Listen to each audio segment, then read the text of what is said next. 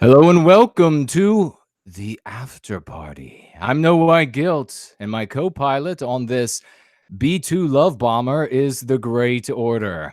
Appearing on the honors roll call today is Laura, Ryan, and the good girl, Sam and Gary. I thank you all for your commitment to white well-being and your willingness to act on those convictions. If you appreciate what I'm doing for white well-being, please consider becoming a monthly investor. The more I receive by way of your investments, the less time I have to spend at my day job, which means the more time I can devote to our well-being. Now, the Super Chat crown winner of last week is a crowd favorite, Roy Danton, investing a total of $109.98, a whopping congratulations to you, our generous brother. In second place was another favorite, Luke, investing $30. Congratulations to you as well, dear friend. Super Chat on YouTube, or break out your shovel and spade and dig down into the video's description for a familiar alternative. Jared and I evenly share the Super Chats with our guests. Today, we are going to get tapped into PhilosophiCat from the YouTube channel of the same name. Kat has been an advocate for white well-being for over a decade. She is a YouTube content producer, a member of the neofolk band Uberfolk, and a well-known Ilorophile. These two videos, ladies and gentlemen, that Kat recently produced have further solidified my esteem for her intelligence and her erudition. And now, my dear friends, I am feline. This is going to be a perfect show, and I can't wait another minute. So I pass it over to you, Jared, my good friend. Everybody remember, the accent is on the soft for wisdom. PhilosophiCat, welcome back to the show. We originally had you on in June, and we've spoken to you on other streams like It's Late Night Somewhere, but this is your glorious return to the after party. And since we've gotten to know you so well, we're going to be able to take the luxury of really doing a deep dive on a specific subject, these last two videos that you made on the traditional paths of heroism for both men and women. So first of all, hello. If you'd just like to say hello and introduce yourself to the audience in case anyone isn't familiar. And then we will get into these very fascinating subjects and let ourselves have a feast for the mind and the spirit. Yes, hello. It is my glorious return, as evidenced by Jason's excessive use of puns in my honor. I'm so flattered. Yeah, you guys were actually the first live stream I ever did. I'd only done pre-recorded shows prior to being on with you guys in June. So, but now I'm a seasoned professional. Quite an honor. We have that tendency of breaking people in. Yes. Yeah. We're developing a reputation around here. Indeed, that's exactly right.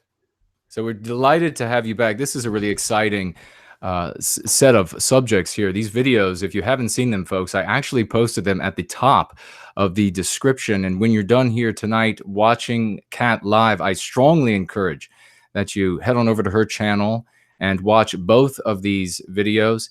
If you feel yourself, resistant to some of those ideas, it's going to give you an opportunity to do some introspection and ask some questions about yourself. Look hard in the mirror and see what is staring you back. So, Jared, if you would like to. Well, yeah. I mean, there's so much to get into, and we'll see as the conversation. We have a lot of questions, but we may not get to all of them, and that's not a bad thing. Kat's a friend, and we can do more of this, and we know that you all love her out there. But I'm going to start with this question. As the titles of the videos suggest, these are, or state, I should say, these are about traditional archetypes of masculine and feminine, ideals to aspire to. But do you have anything to say about differentiating that between degenerate, or even not even degenerate, just mundane, regular, old, modern notions of male and female? What is this word traditional doing there? What does that signify? Yeah, so it is an important distinction to note that I was only talking about the archetypes of the path to heroism. Like, there are other archetypes out there, but these four, two for men and two for women, are the ones that Evola outlines as being specific to a heroic path. So in terms of like talking about masculine and feminine, it's the discussion is kind of limited to the scope of just these archetypes, these specific ones.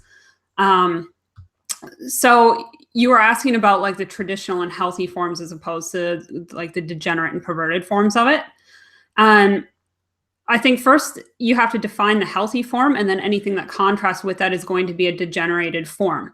But I would say that the hallmark of the degenerated forms is that they are removed from the transcendent metaphysical element, and it's also disconnected from tradition. So, you know, you could, and I think I did this in my videos, go through and look at each of these archetypes and then come up with a few different examples, you know, multiple examples of what these would look like in a degenerated form, disconnected from the metaphysical, disconnected from tradition.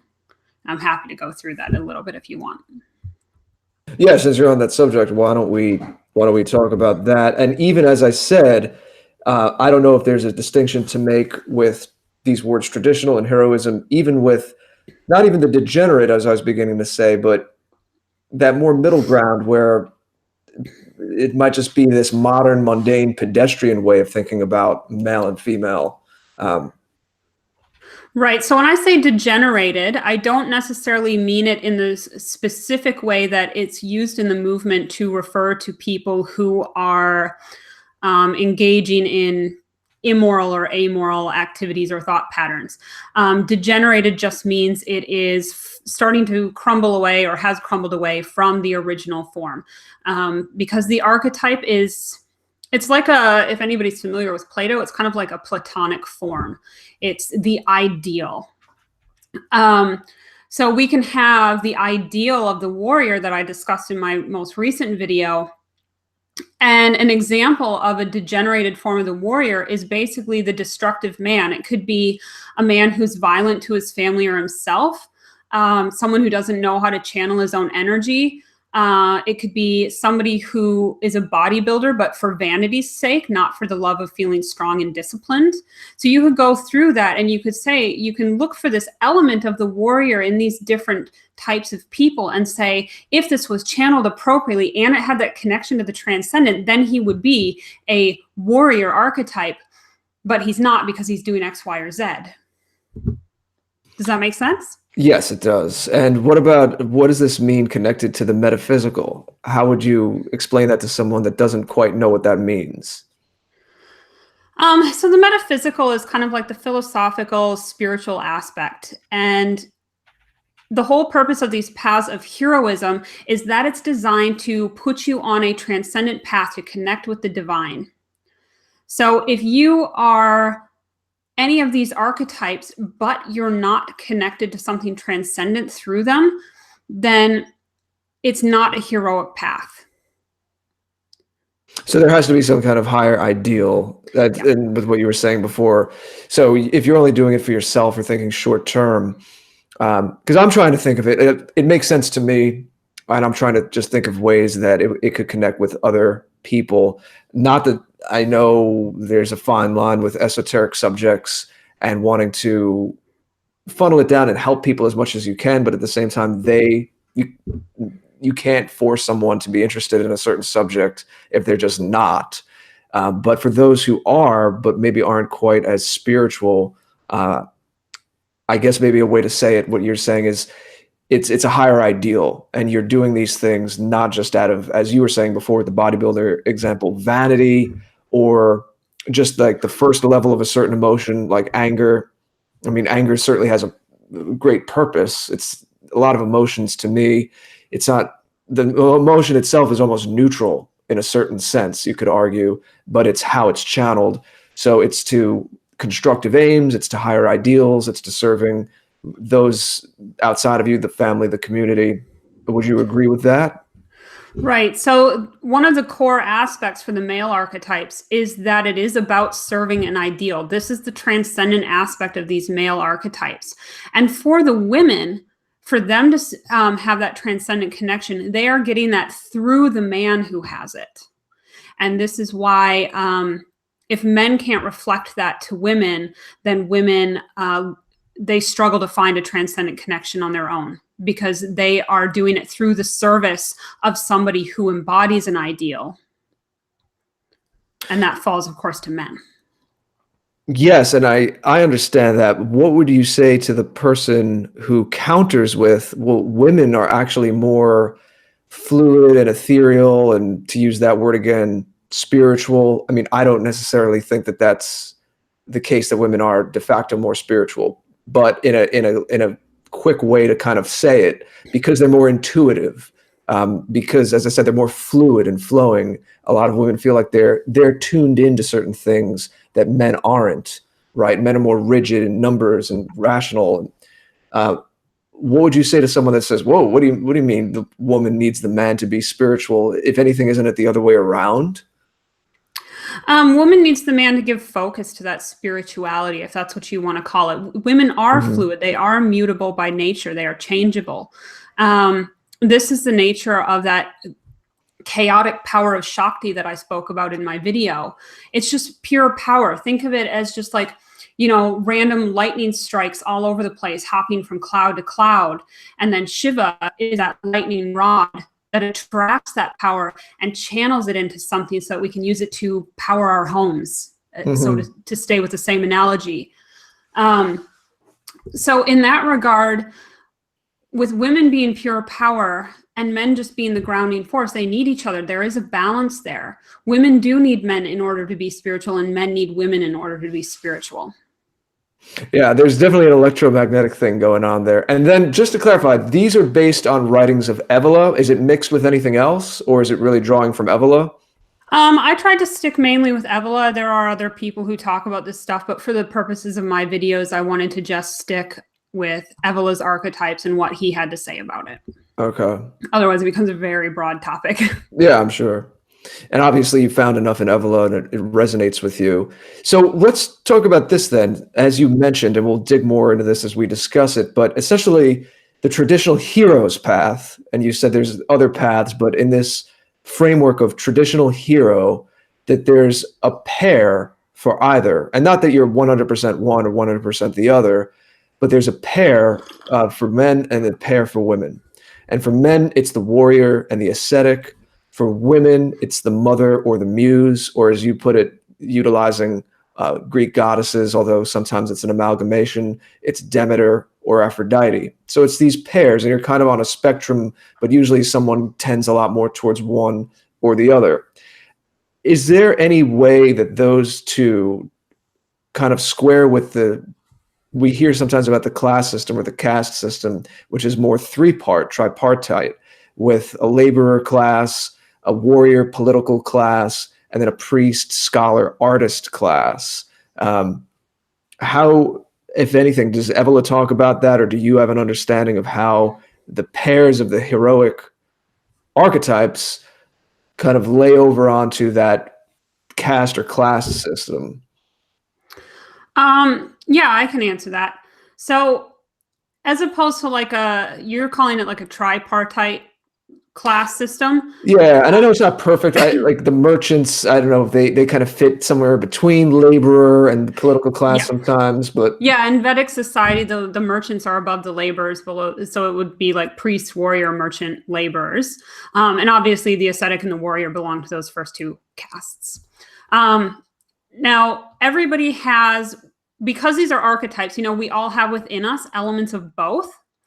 We may feel in our nature that we are more drawn to one than the other, but certain circumstances can always activate the other nature. And an ascetic meditating in his monastery who comes under attack may suddenly find himself channeling his inner warrior. Now the reason the merchant and the laborer castes don't provide pathways to heroism is just that, to put it simply, there's nothing transcendent about that kind of work. The work of these two castes is very much focused on material and earthly things rather than spiritual ones.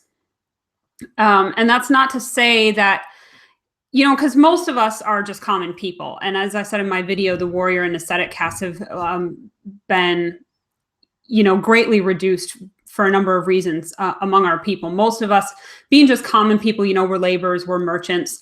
Does that mean we can't achieve heroism in our own lives? No, of course not. There is nothing stopping a bricklayer or a banker from having a punching bag in his garage to cultivate his warrior side, or from practicing meditation to cultivate his ascetic side. So it's important to remember that in the Kali Yuga, everything is degenerated. And so while the archetypes represent the most perfect forms, in the modern world, we have to find ways to apply these principles to our own lives so that we can have a chance at the transcendent, even though, you know, we're not likely to ever rise to exceptional heights, because true heroes in that archetypal context, that would be extremely rare. Mm-hmm. But that doesn't mean we don't channel those in our own lives. It doesn't mean we don't orient towards that. And it's, sorry, go ahead. I would just say too, I would add that, say, the warrior, and we can again develop this more, but my understanding, and put it out there to the general audience listening to this, is, say you take the warrior aspect, doesn't necessarily mean you're in the military, right? Or you're an MMA fighter. A lot of men, as you're saying, from these classes, and it's not necessarily one is better than the other. We need all of these to make a society work. And of course, people sometimes play more than one role. It's just, you know, it's a framework. But a man is the king of his household. So his warrior aspect may be in just that noble work, that important work of providing for and protecting his family. And if he does that with a sense of a great calling and duty, and understands that he's part of this chain of his ancestry, there can be something very noble in that. And there can be that architecture of the warrior archetype is functioning through him. And he's the work that he's doing in the world, whether it doesn't matter what his day job is, it's in the, well, as long as it's not something contributing to, you know, degenerate stuff in the culture, needless to say, but it's flowing into and serving this idea, this reality, I should say, of protecting his family, providing for his family. And so you might not think of it as like he's consciously being this like spiritual warrior, let's say, but it's still providing that path of forging him, I guess you could say. Because I do think that every human being, every person has you're talking about ideals, like a better version of themselves to aspire to. So he could look to things to learn about the heroic warrior and apply it to just how he's every day going to work, working hard, thinking about the future, providing for his family, protecting them, you know, holding up the love of his wife and his children. So that, in that sense, I think, from what I understand, these paths are open to people doing all kinds of work. And then there's, of course, the more esoteric kind of thing, that a little more refined, with certain personality types. But I think we both agree society doesn't really work if 90% of the people were like that. You were waking up and questioning the universe before breakfast every morning. You know, most people shouldn't be doing that. No, of course.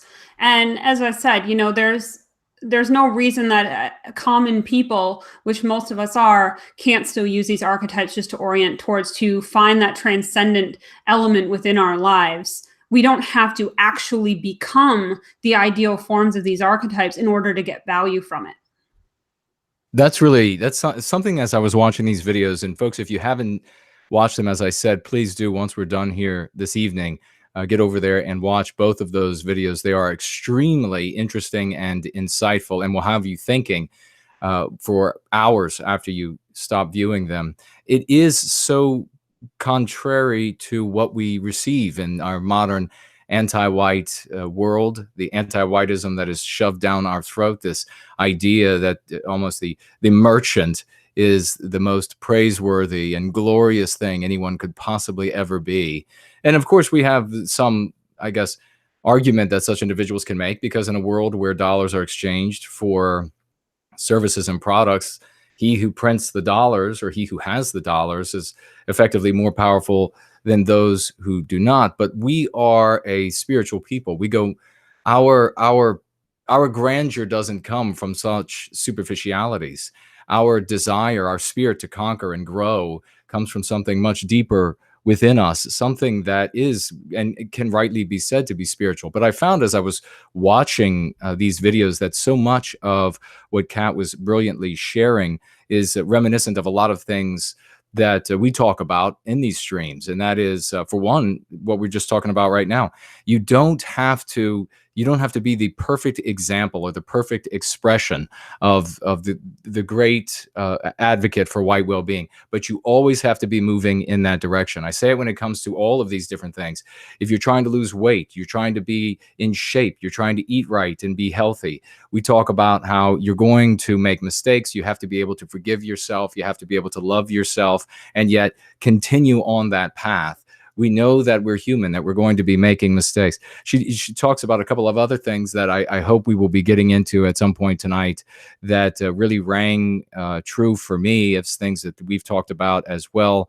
This, I guess this, what is it? The degraded path of contemplation was a note that I took to myself, and that ends up in this, what Kat refers to as this intellectual masturbation, rather than the service to a greater principle, and providing that vision for those warriors who would come and enact that vision. I often refer to that as pedantic prattling.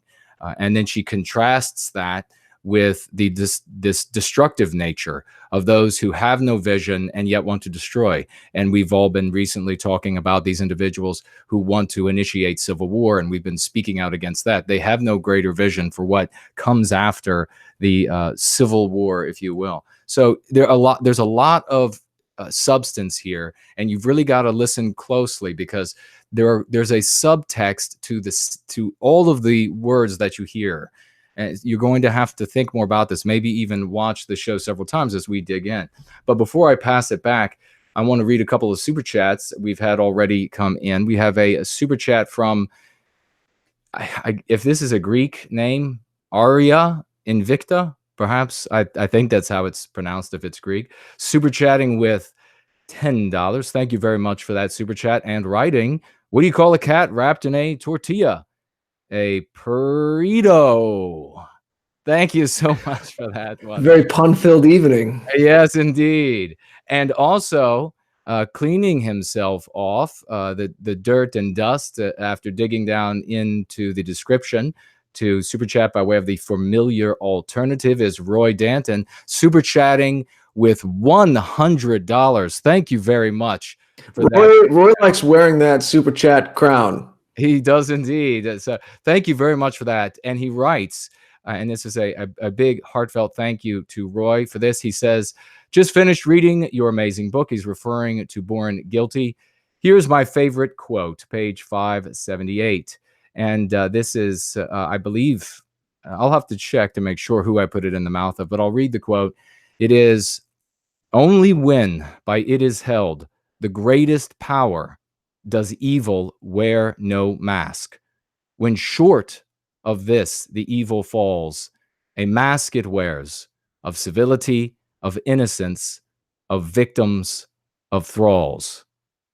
And that is contained in Prometheus Rising, which is a creation myth that I have put into Born Guilty. You can find that there, as well as many other I guess, quotable segments that we've had showing up now in the chat and in direct messages to me. I appreciate you, all of you, for sharing that. And also, and more importantly, sharing your testimony when you use some of the lexicon and the dialectics.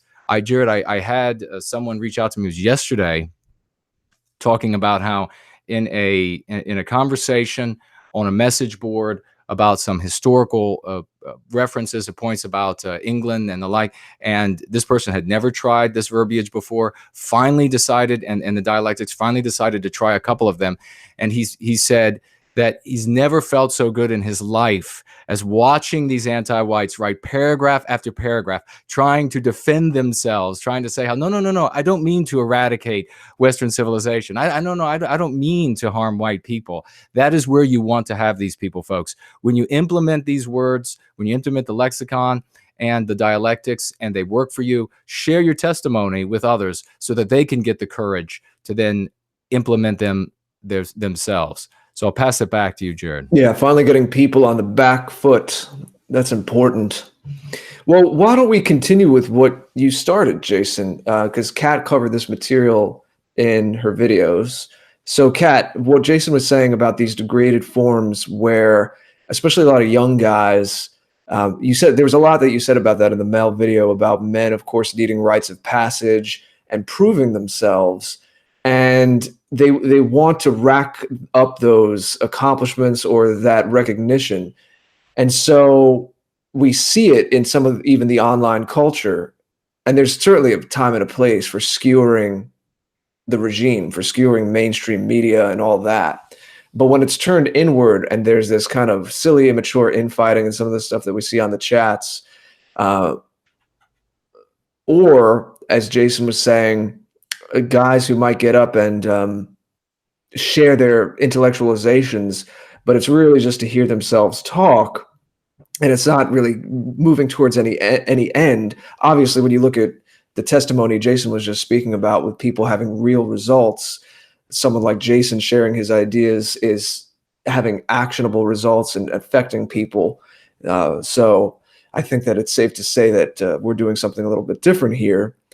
But what can you say, what can you share with us about the videos where you're taking us through the degenerated forms of this energy and these instincts need somewhere to go, but there are a lot of pitfalls along the way. And there's a lot of ways that you can think that you're doing something or you think you're getting recognition, but you're really in this kind of dead end.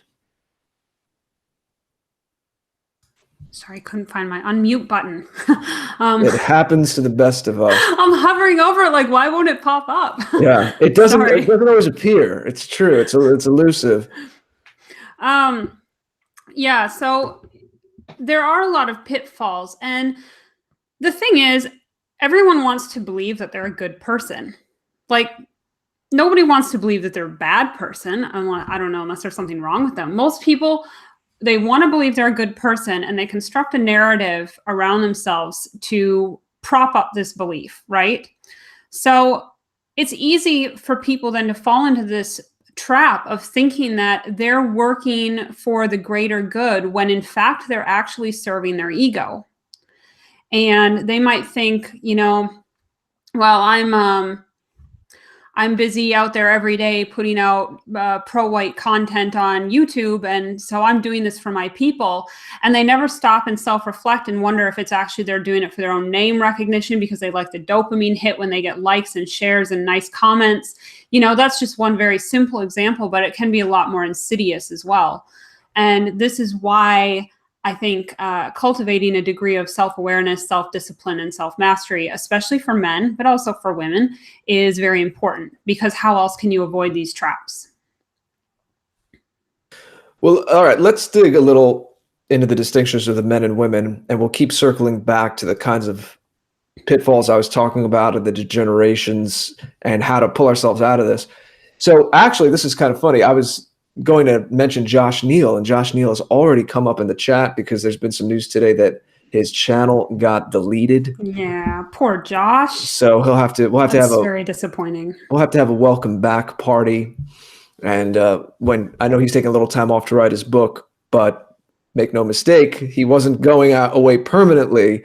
This was YouTube stepped in and banned his channel. So anyway, Josh Neal is a friend and has been on this show, of course, and has had a great chat with Kat on his own channel, which I recommend people go check out as well. And I was the only other material I listened to that, because, I didn't want to have 200 questions and have a 10-part, 37-hour live stream about this, because there's a lot to this. But the only other thing that I complimented your two videos with was I went back and looked at some of my notes on the conversation you had with Josh. because the both of you spoke a lot about men and women, and it was a great conversation. Again, I recommend it. And my reflections from that had to do with this, the harmonization of the sexes. And you guys were talking about how, and I was hinting at this a little bit before, how women are more ethereal, but at the same time, they're viscerally connected to the earth via their body. And men are more practical and they're tool users. But as you were saying earlier, they must be motivated by ideals. So I'd like to start digging into this idea of complementary aspects. But before we get between men and women, what about within the masculine and the feminine? So there's an interplay even within a woman. We'll start with the women, where, as I said, there's this ethereal, fluid nature, but in either giving birth as the mother archetype or helping a man give birth to his vision and his ideas as the muse, they're grounding something in their own way. So even within themselves, and there's a male version of this too, there's this harmonization, there's this balance going back and forth. Right. So I'm happy to just kind of like talk about sort of each of the archetypes in that regard. Yeah. So in terms of the Demeter women, just to nitpick your point a little bit. And that's the mother for anyone. The mother, right. Yeah. Evelyn refers to them as Demeter and Aphrodite. Some people might find it easier to think of them as mother and muse. I don't know why he chose to use the Greek goddesses, but he did. So that's what I used. So just to kind of nitpick your point a little bit, it's not that the Demeter women are feeling fulfilled by giving birth and nurturing the child. This is where that transcendent aspect comes in for her.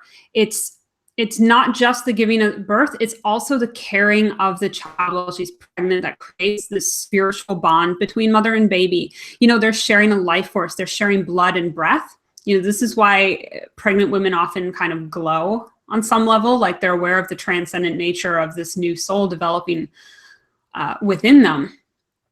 Whereas with Aphrodite, she inspires men, but she inspires men through the power of Eros. She was in her original myth a seductress, and through seduction, she brought out feeling in men, and that's how she inspires them. And in that regard, women bring a groundedness to men because they look at everything through the lens of how will this affect me? How will it affect my children? How does it affect my community that I live in? And I think men sometimes get frustrated by women's practical earthly objections because they just, they want Aphrodite to come fly high in the sky of ideas with them. And she's just like, yeah, but what about this? What about this? It's not going to work if you don't do this. But this is how we balance each other in that regard. So I don't know if does that answer your question kind of a little bit on the woman front? Should I keep going? Well, I would say that it's not really that there's like a pointed one question here. I think this is just a frame to explore things within. So yeah, we'll just keep going and see how the conversation develops. Right. Okay. So feel free to let it rip and just present your ideas. And Jason and we have some questions prepared, but anything that comes to us along the way, I don't want to run off on like some tangent. You're just sitting there like she's not even answering my question. We'll hop in. We'll hop in and we'll see if we need to do anything to clarify something. But yeah, go ahead. Right. Well, and with warrior men, you mentioned in the list of questions you sent me, I think you mentioned that they're connected to their ideas when there's a reason for their labor and sacrifices, right? And of course, that has to be the case because otherwise they're just mercenaries. And in becoming a mercenary, that actually takes them out of the warrior and into the laborer or the merchant. They're just doing a job at that point. It degrades what it means to be a warrior. It's lacking that transcendent element. Actually, Asha Logos just put out a video yesterday about the Scythians, and in it he mentions like their warrior culture and how it had this very spiritual aspect to it. I really enjoyed that video, so I recommend it if you haven't seen it yet. And for the ascetics, the true ascetic doesn't care how his inspiration affects the world. That's too earthly for him. They don't care about how their ideas affect the world unless they maybe also have a streak of warrior in them. But this is speaking as a pure archetype, that would not be characteristic of the ascetic. He does not concern himself with the practical application of his ideas. He would be a spiritual seeker who would almost rather hide away from a cave in meditative bliss, like the Buddha. The Buddha didn't even want to come out and teach. He was very reluctant. He thought, nobody's going to understand my ideas. This is too advanced for them. People are like, no, you have to come teach people this, So he only came out to do that under duress. Another good example of an ascetic like this would be Carl Jung. At the end of his life, he became very fed up with trying to explain his ideas to people who couldn't understand his work. He would write letters being like, you clearly haven't even bothered to read my book. Why are you asking me about this? You don't even understand what you're talking about. And so instead, he decided he was no longer even going to try to make his writings understandable to the masses. And by the end of his life, he refused to see anyone except his friend Miguel Serrano, the Chilean diplomat and esotericist. And he said Serrano was the only person who could understand him. He had no interest in bringing his ideas to people. He just wanted to engage in these intellectual exercises, either on his own or with people he considered his equals. And that would be true of most great philosophers in history, I would say. They wrote primarily to dialogue with each other rather than convey anything practical to the masses. Many of them never saw any fame in their own lifetimes. Similar could be said about great musicians who only achieved prominence posthumously. They're doing it for the purity of the path of contemplation, in whatever form it takes. Very rarely does the archetypal ascetic have an interest in bringing this to the masses. But, this is where Aphrodite would come in, and she would say to the ascetic, why are you bothering to think all these lofty thoughts if they don't apply to the world? And she's going to inspire him to try to make that a little bit more applicable to real life. How does the ascetic who's renounced the physical world be moved by the eros of the woman, though, without and thus engaging in the physical world? Not all ascetics renounce the world to that extent. Many do, though, and that is I would say folks. even Julius Evola suffered from that to an extent. He did have some lady friends, but I think he was very much in his own head. And there's a certain irony in me as a woman explaining Evola to anyone else, because I don't know that he would have had a high opinion of a woman taking on this task. What you're talking about is interesting to me, in particular, because I can relate in certain ways, but I wonder sometimes if that ascetic urge to go out in the cave and not engage with the world at all, is that the pure ascetic, or is that some kind of degeneracy through the back door? Because I feel like the ascetics, all of that, as you were saying, the contemplation and the ability to catch what's going on in the ether and make it something, whether it's encapsulated in language, in poetry and prose, or in a painting, or in a piece of music, and thus in doing so, even if a small number of people experience it, there's a ripple effect of that inspiration of the philosophical work or the artistic work. So just like the warrior needs to be completed by having that action and that energy be funneled into some higher ideal, isn't the balancing act for the ascetic to take all that ethereal inspiration and funnel it into something that actually has some tangible effect in the world? Because everything that you were just saying, it didn't have that balancing point. Like we talked about the warrior's energy has the balancing point of having the ideal to strive for, so that they're not just a mercenary, in your words.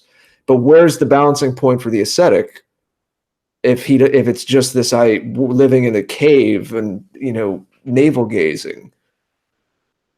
Like does the pure ascetic get away with that of not having to need something to ground it? Doesn't it need that other pole? Look, if he's just navel gazing, then I don't think he's really orienting toward the transcendent in a meaningful way. There's a difference between navel gazing and engaging in, say, very advanced meditation that's designed to take you closer to the divine. So, but you can be alone doing that. Like a brilliant man like Carl Jung could be up in the Alps and in his chalet and not talk to anybody. And that's still a pure ascetic because he's having a personal experience, but it's obviously Carl Jung did affect a lot of people. We're talking about him today.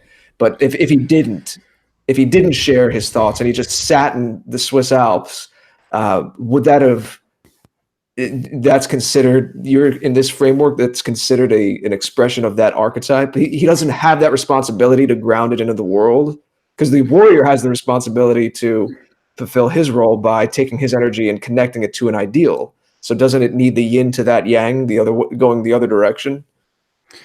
No, the ascetic is still a masculine energy, so it's not a yin yang thing. And the ascetic is still attached to the idea too. Right. The ascetic is still attached to the idea too. It's just a question of whether or not they're interested in putting it into place in the world.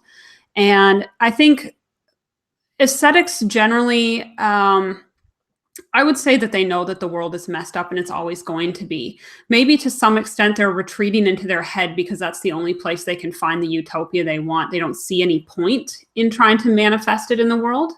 Although if a woman were to come into their life, she would probably urge them to do so. Carl Jung's wife probably was instrumental in getting him to, publish his books or put his work out there. And he was a university lecturer. He did work in the field, but toward the end of his life, he became, very esoteric, very spiritual. A lot of people find his later stuff just absolutely unreadable because it's just this very convoluted spiritual stuff. So once he kind of retreated and took on the life of a hermit, so to speak, he wasn't navel gazing. He was, engaging in some serious spiritual thought. And in the end, he did publish his books, and some of his work was published posthumously as well. But we do still have it, so it is here in the world. Was the Red Book in that period? Do you know? Yeah. Where it's a lot of his unconscious and dreams, I believe. Mm-hmm. Yes. Yeah. When I said yin yang before, it was just a certain way of saying the other pole, the other balance. I wasn't using it as a male-female dichotomy necessarily. I know it's invoked that way sometimes. Yeah. Okay. We have to make sure that we have our own Western ways of saying these things too. I mean, the yin yang is it's a quick thing. People know it. But given what's going on, I think we need to look for symbols and gods and goddesses that always reference our Western lexicon, of course. Jason, did you have anything before we go on? No, please do, sir. I am delightedly following the conversation. And I do want to just mention, though, so we don't end up passing the opportunity to add an actionable item to this philosophical talk, and that is this mastery of oneself, that essentially is critical to the process of moving toward these goals, which really, as Kat brilliantly points out, are different paths that one can take, different abilities that everyone has within themselves. Some are stronger abilities, some weaker. And maybe that also should be related to folks who might be looking at this and thinking, this is a little too disconnected from my life and how I live. That you have raw talents, you have raw abilities. And these abilities, whether you were better suited to one cast or the other, is just like maybe the talent you have to be a musician. And by the way, talking about musicians, we had a super chat.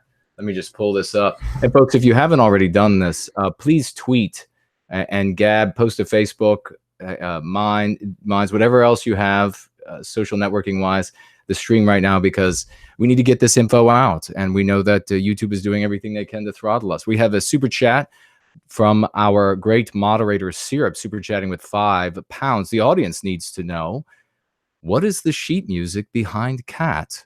Is she writing the national anthem for the new European homeland? I'm not actually sure what I've got up there at the moment. It's just some music from my singing lessons, it looks like. So, yeah, nothing special. It's just what I'm working on with my teacher at the moment. Well, we think that it's secretly the national anthem to the new European homeland. The exact same. Could be. It is the national anthem to the next. And Kat is just hiding her power levels. You're on board with doing something like that, so she's pretty awesome.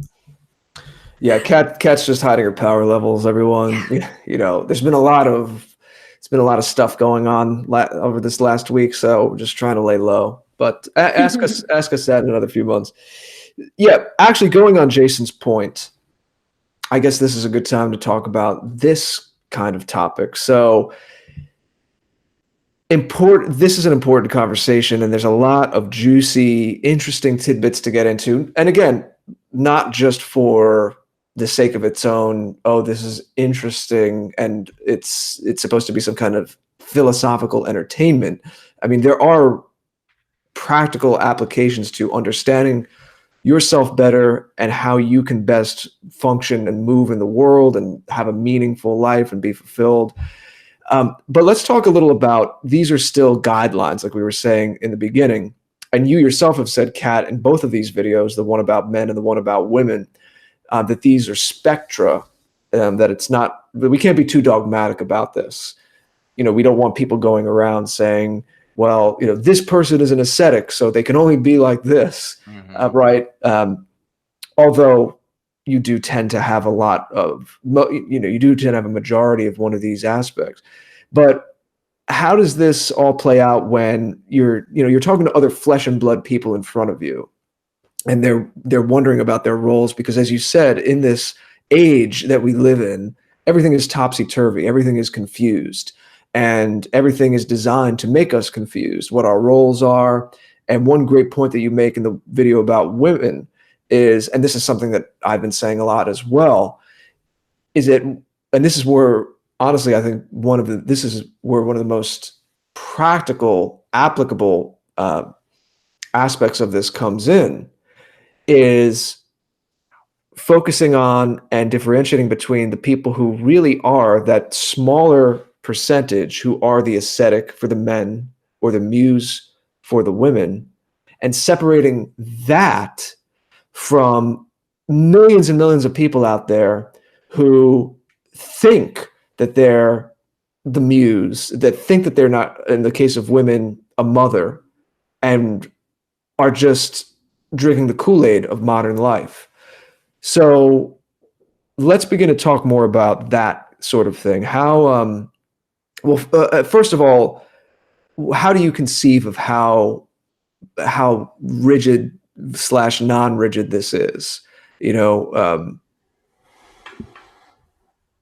you said that people have a majority of it, but how does it really play out in your experience, or people that you can think of in your own life?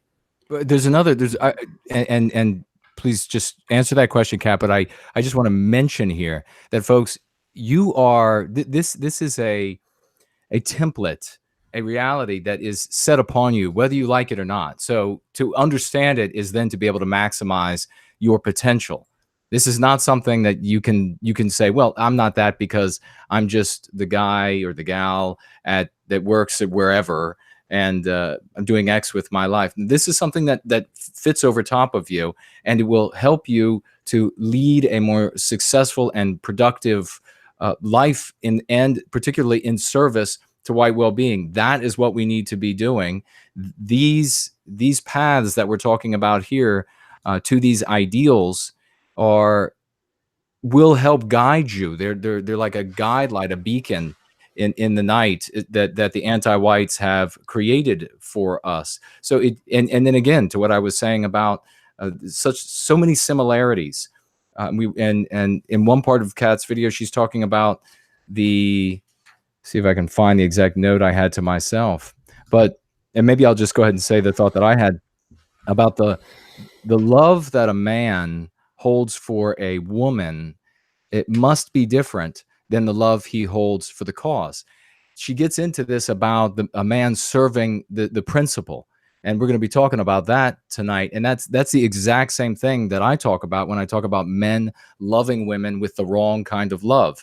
When I've talked with young men about this before, there's astonished at the thought that, what do you mean you're not supposed to be in pure service to this woman, as we've seen on all of these chick flicks and the like, where the guy he writes endless poetry to her, he lives for her. Regrettably, we see this in country music, where you have like the black community has rap that emboldens them to be more violent, maybe, or what have you. But then you look to the country music, and a music that could really embolden us to be something better than we are.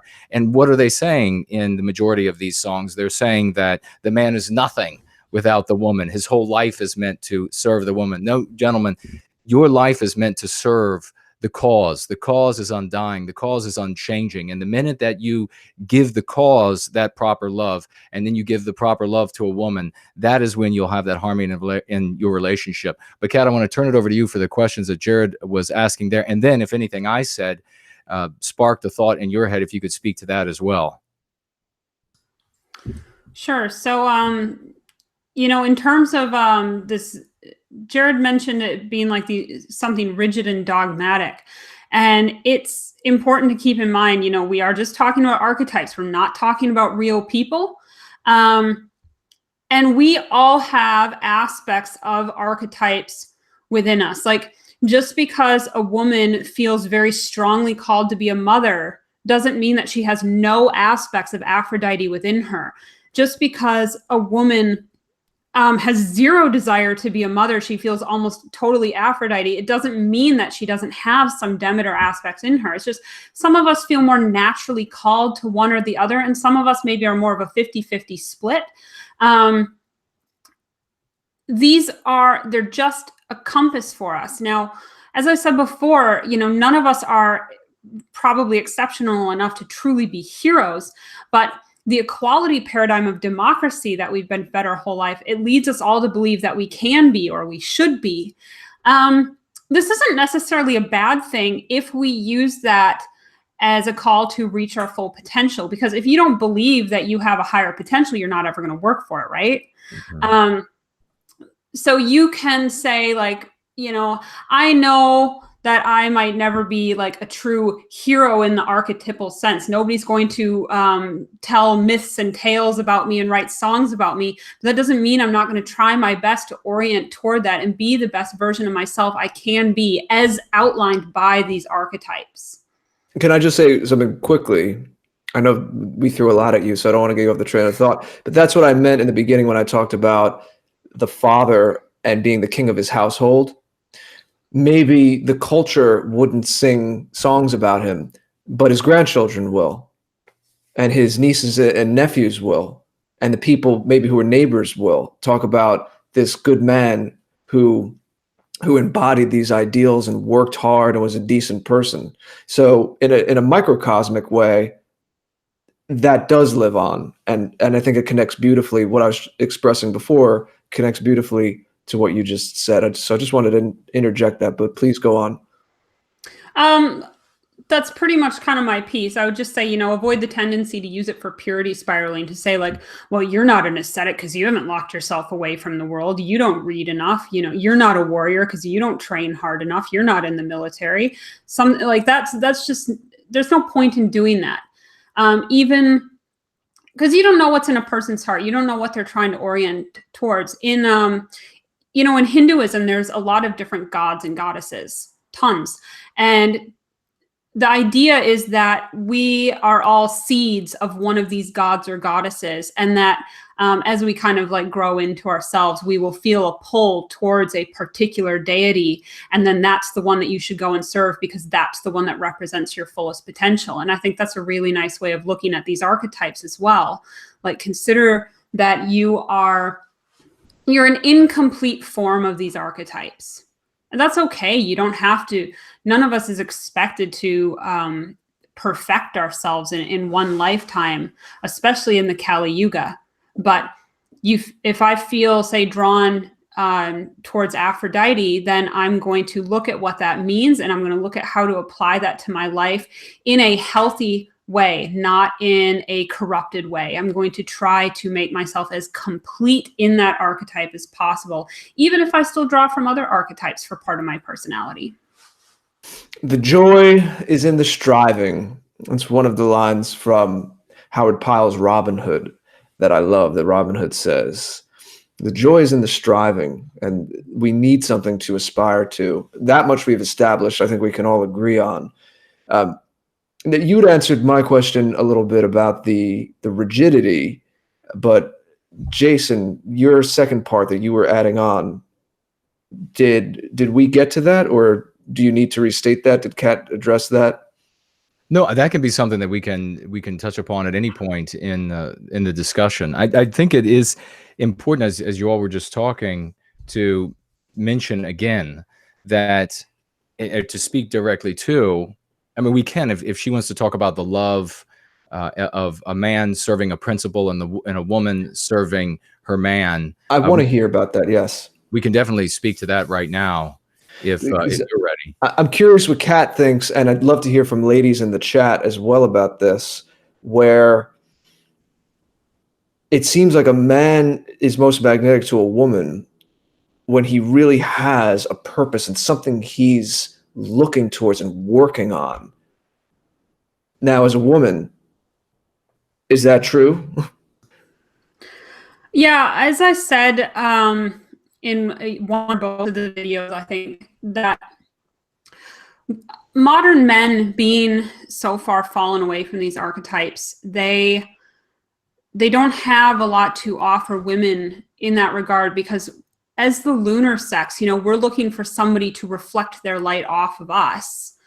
If a man's not living for an ideal, if he's not embodying these principles and is not a light unto himself, women are going to find the service of him somewhat unsatisfying. And I have a theory. This is not anything that Evola said. This is just something I was thinking about the other day when I was kind of going through your list of questions and pondering them.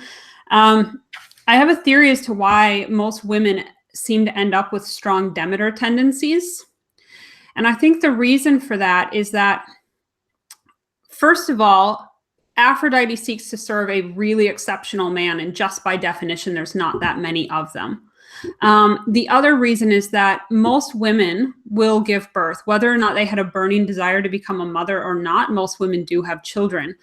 And for most of these women, given the decadent age in which we live and the lack of exceptional men to serve in the role as Aphrodite, this may be the most transcendent, meaningful thing they ever do. This might be the height of what is spiritually fulfilling for them. So when there are not enough, when there are not a sufficient quantity of men to adequately draw out and cultivate the Aphrodite nature of a woman, many of them are just going to default to Demeter, at least on the surface, because they don't have any other options for this fulfilling, satisfactory service to another except through having children.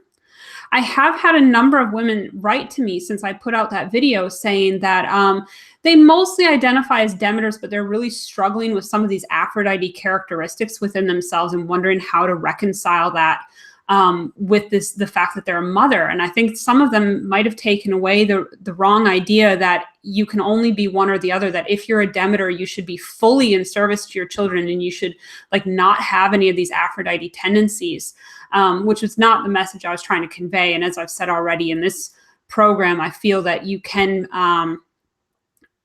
you do have aspects of both in you, and you'll be drawn maybe slightly more to one or the other. And it's possible that in a different age and time, or had they found a different kind of man, that the Aphrodite might have been what was drawn out of them, and they would have felt less drawn towards the Demeter archetype.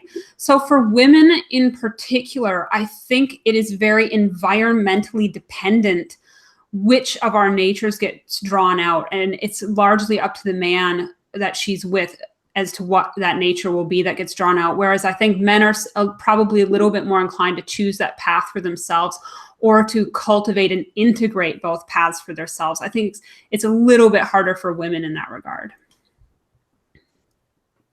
That's interesting about men choosing and rites of passage. I know you can argue there are certain rites of passage for a young woman, but it's a different kind of thing, so different that maybe different terms should be used. And a man kind of choosing what he is, and you're essentially saying a woman is more reactive, and there's an alchemical response going on, an alchemical reaction either way, but the woman is more reacting to the kind of man that she's around. It's interesting that you're saying that there are a lot of Demeter types now. I mean, we know that society has to function where the vast majority of people are parents, and thus the Demeter archetype would be more pronounced. But also, I would think that in the modern world, one of the questions that I was getting to is that we have a lot of false Aphrodites and maybe false ascetics on the male side, because of this whole, I mean, just to stick with an easy example with women, the whole feminist movement and women working and all of that kind of thing. Do you think that there's some degree, we know that there's nefarious forces and people who are working hard and have thought for long and hard about destabilizing Western civilization.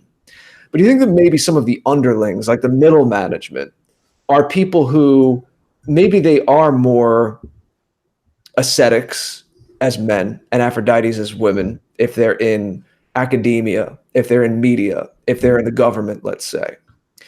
And some of this is just a natural inclination that most people do, and it's to project. So it's this kind of, we're trying to create this false class where everyone thinks that they're the elites.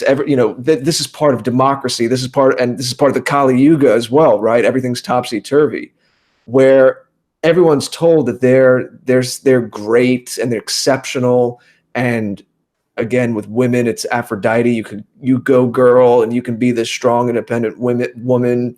And we see a lot of males becoming more withdrawn and effeminate, and in a healthy way, that would be expressed as an ascetic, but it's maybe guys that weren't supposed to be that, and it's coming out in this really warped, perverted way. So I have a different take on it. I feel like it's kind of this false, it's like people who have that archetype, that small sliver of people have that archetype. They work in mass communicate. We live in an age of mass communication. They work in mass communication. And so they're assuming that everyone else should be like them. And we're creating this whole, we're flipping it. Whereas like you usually have like only 20% of the population, let's say, are Aphrodites, that they're trying to make it so that the women are told that you're all Aphrodites. Can't you make a case that that kind of thing is going on? Let me also sorry, go ahead, Jason. I was just going to say, let me also ask you, isn't this notion that you could be what Jared's mentioning there, that the anti-whites are saying you can go be this Aphrodite, but isn't it still falling short of being an Aphrodite by behaving in the way that the anti-whites would desire that our women behave? Please go ahead. Yeah, so I think there's a couple reasons for what you're describing. So the first one is that when it comes to the warriors and the ascetics, the warriors often attacked as toxic masculinity. Any warrior expression is usually attacked in that way. And that doesn't leave a lot of room for men to express a masculine nature unless they fall back into kind of like this thinker, philosopher, ascetic role. And you do have a lot of these like pseudo intellectuals parading around now. With the Aphrodite, this is what you're describing is a very corrupted form. And I said in my video on the female archetypes that when Aphrodite becomes corrupted, she becomes a corrupter of men. She uses her powers of seduction in a very unhealthy way. So you can see this on dating sites, especially.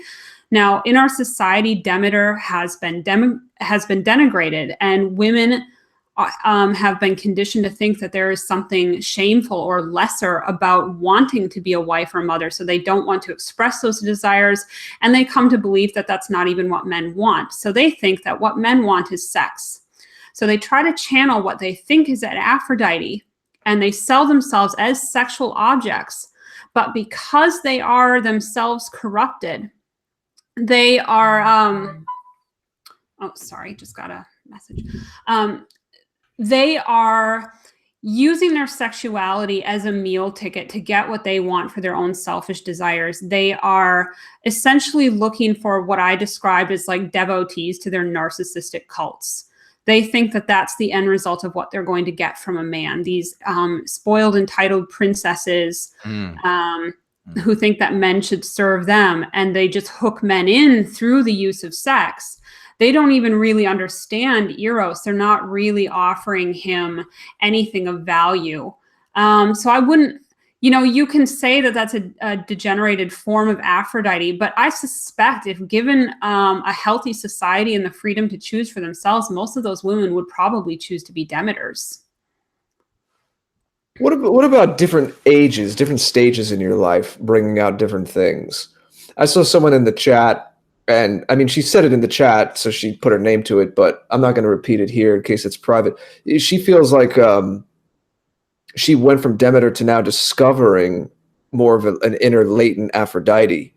And one could say maybe it was always suppressed, or one could say maybe she's just at a stage in her life and circumstances are such that it's now time for her Aphrodite to come out more, and being more of a Demeter when she was younger wasn't a quote-unquote mistake. It's just a different stage, a different era, a different season in her life, which actually bodes well with what you said a few minutes ago about women being more mutable and fluid with these things. Yes, definitely. I would say that the mutability of the feminine is probably at play there to some extent. That's why I say that women are a little bit more perhaps environmentally determined in that regard. Mm-hmm. When it comes to men especially, do you think that ultimately a true leader is someone who best brings all this together in the most refined way? Like, the better you are at balancing the warrior and the aesthetic, the better you are at balancing the aspects of laborer, warrior / political leader, and yes, even ascetic, priest. The man that brings all that together in this concentrated point, that is what a leader is. That leadership, besides being able to rouse people and bring the best out of them, that people recognize the gravitas of a leader when he is someone who is harmonized. Sure. That's I think that's kind of what Plato was getting at with his concept of the philosopher king. Yeah, although I think some people run with that and they put too much emphasis on the philosopher, or maybe they forget that maybe it's really like philosopher, warrior, king, because they think that I've seen a lot of guys run with that and think that, it's kind of a revenge of the nerds thing, and I think people need to know their lane. If you're the priestly, scholarly type, you may be a quote unquote leader in your field or put out work that inspires other people. And there's a leadership aspect to that. But when we're talking about what we really think of a leader as people who are at the heads of the state and are representing the nation, the people, the folk, and are making decisions that affect them, and hopefully they love them, they love their folk, and they're kind of a father to the folk. I would think you're not just choosing, the smartest guy from the priestly class. You're choosing the guy, or the guy's naturally arising, who combines all of these things in this perfect point. And I would imagine it's hard to get someone that exceptional consistently, that good every generation. Of course. But that's again the ideal, at least, because I've seen some people, getting back to the tripartite thing, I know this is a little off topic, say that because the priestly class is kind of the smallest number and the most elite in that way, that the leader should come from the priestly class. But being someone who's, it would be self-serving for me to say, because I'm more ascetic myself, that doesn't make sense to me. I think it's the man who brings all the points together that is the leader. But, Right. Well, the Buddha was from the warrior caste himself. And I think a leader is a good leader not only needs to have, stewardship, but also needs to be able to unite people. And I notice, especially among men, there seems to be this kind of hostility between those who tend towards the ascetic and those who tend toward the warrior, where, the men who are very focused on their physical strength they often have this anti-intellectual streak. They're quite disdainful of the nerds, whereas the nerds are they take the opposite approach. They are so much in their heads and so arrogant about their intellectual abilities that they're disdainful of anybody who works to build their body. And both things are important, but it's almost like this stubborn refusal to integrate that other side because they have these sort of like negative ideas about what that other archetype represents, and they don't want to integrate it into themselves. Like the nerd he'll just stubbornly refuse to go to the gym, whereas like the gym junkie stubbornly refuses to pick up a book. And it's this vain egoic pride for them. Yeah, as much as there's a lot of criticism that gets flung around in our circles, I do see that a fair number of the people who get up and speak online at least take a more nuanced approach to that. And I see a lot of guys say that you need to build up your mind and your body and your spirit. A lot of guys in these spheres that Jason and I have had the pleasure of speaking with, and certainly we feel that way ourselves. So I'm optimistic by seeing that at least it's recognized, but you are right. There are a lot of people that fall into this. It's so easy because it's easy to kind of glorify and justify what comes most easy to you, what you naturally are. And most people are not going to get that perfect harmonization that I was saying. But at least recognize how one needs the other, and we're all playing roles in the society. I remember having a conversation with a guy who has just tons of warrior energy. I mean, the guy worked as like a private security guard and in some dicey places. The guy was like benching 500 pounds in high school. I mean, just like a brutal guy. And he'd been in some crazy situations, and he'd been in security events where gangs had showed up, and he had to go toe to toe with gangs and guys, had billiard balls and socks, and was like rumbling around with that, trying to like kill people by hitting them in the temple. And like he got in the middle of situations like that to restore order. But he did have this kind of spiritual side. And him and I were able to speak and kind of see that in each other, that I'm not that kind of guy, but he understood what I was doing. And I was telling him a little about what I do here with the Great Order. And we both had this feeling like we were called to go into these dark places, him with what he's doing, working in nightclubs and all the kind of thing that he's doing, kind of underbelly, but restoring order and being a light there. And I was telling him how I do this, and I'm going into this field, this area where there's a lot of confusion and there's all this anti-white attacks and all the things going on, but I feel called to kind of show up in it and try to be someone that helps bring some light and some order to it. And there's a tremendous mutual respect, even though our lives, the details of our lives are very different. It's a great thing when men can meet that way and recognize the role that the other plays and shake hands and look each other in the eye and have that respect. That's maturity. That's high character. And that's the kind of thing that, we certainly promote here and we all need to see more of. It's definitely possible. What you described is it's immature. It's plain old immaturity. It's not seeing past the edge of your nose. It's like, you're one way. So, these other guys, they're inferior to us. I mean, that's that's the height of immaturity, or the depths of immaturity. And it's immaturity, if I could jump in, and I want to read some of the super chats that we have from the great members of our rapidly expanding community for white well-being. And something, please, folks, I know we're late on a Monday night, but go to bed tonight feeling great strength in your heart and in your soul that this movement is really rapidly growing. It's something that's very exciting. If you could receive all of the comments that I am receiving on a daily basis from people who are coming to this rapidly growing community, people who are embracing white well-being, and see the sort of energy, see the achievements that they're making, you would be as excited as I am, as I have been from the very beginning. This is something that we will never surrender.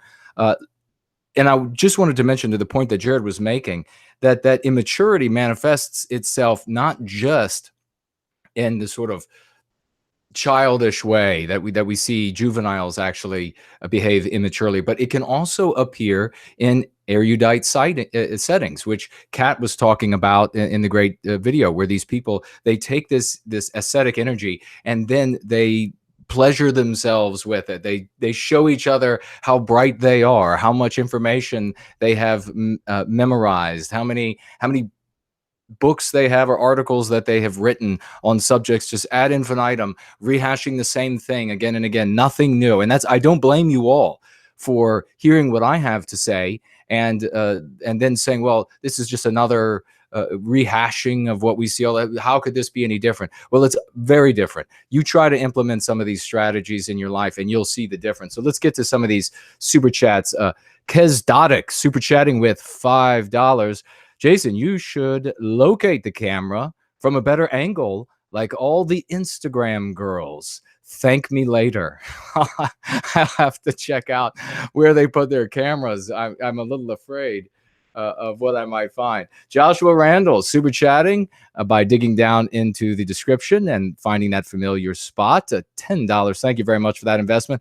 He writes, I heard a theory recently that birth control is affecting women's mentalities in the dating scene because it stimulates the effects of being in a constant state of the first trimester. Been mulling this over, but not sure what I think. Any thoughts on this? Well, we'll see after we get through these super chats if anybody wants to speak to it. I don't particularly have any knowledge and on that issue, but perhaps my colleague and guest might. So let's see. NPC 126 super chatting $1.99 and writing, Jason, I would like to help, and then gives me his email. Thank you very much for that. Thank you for that attitude of service to the cause for white well-being. Remember, we're not going to be able to rely on a politician or an idea to save us. Certainly not a politician. We're not going to be able to rely on some Eastern European country to save us, or even further east than that.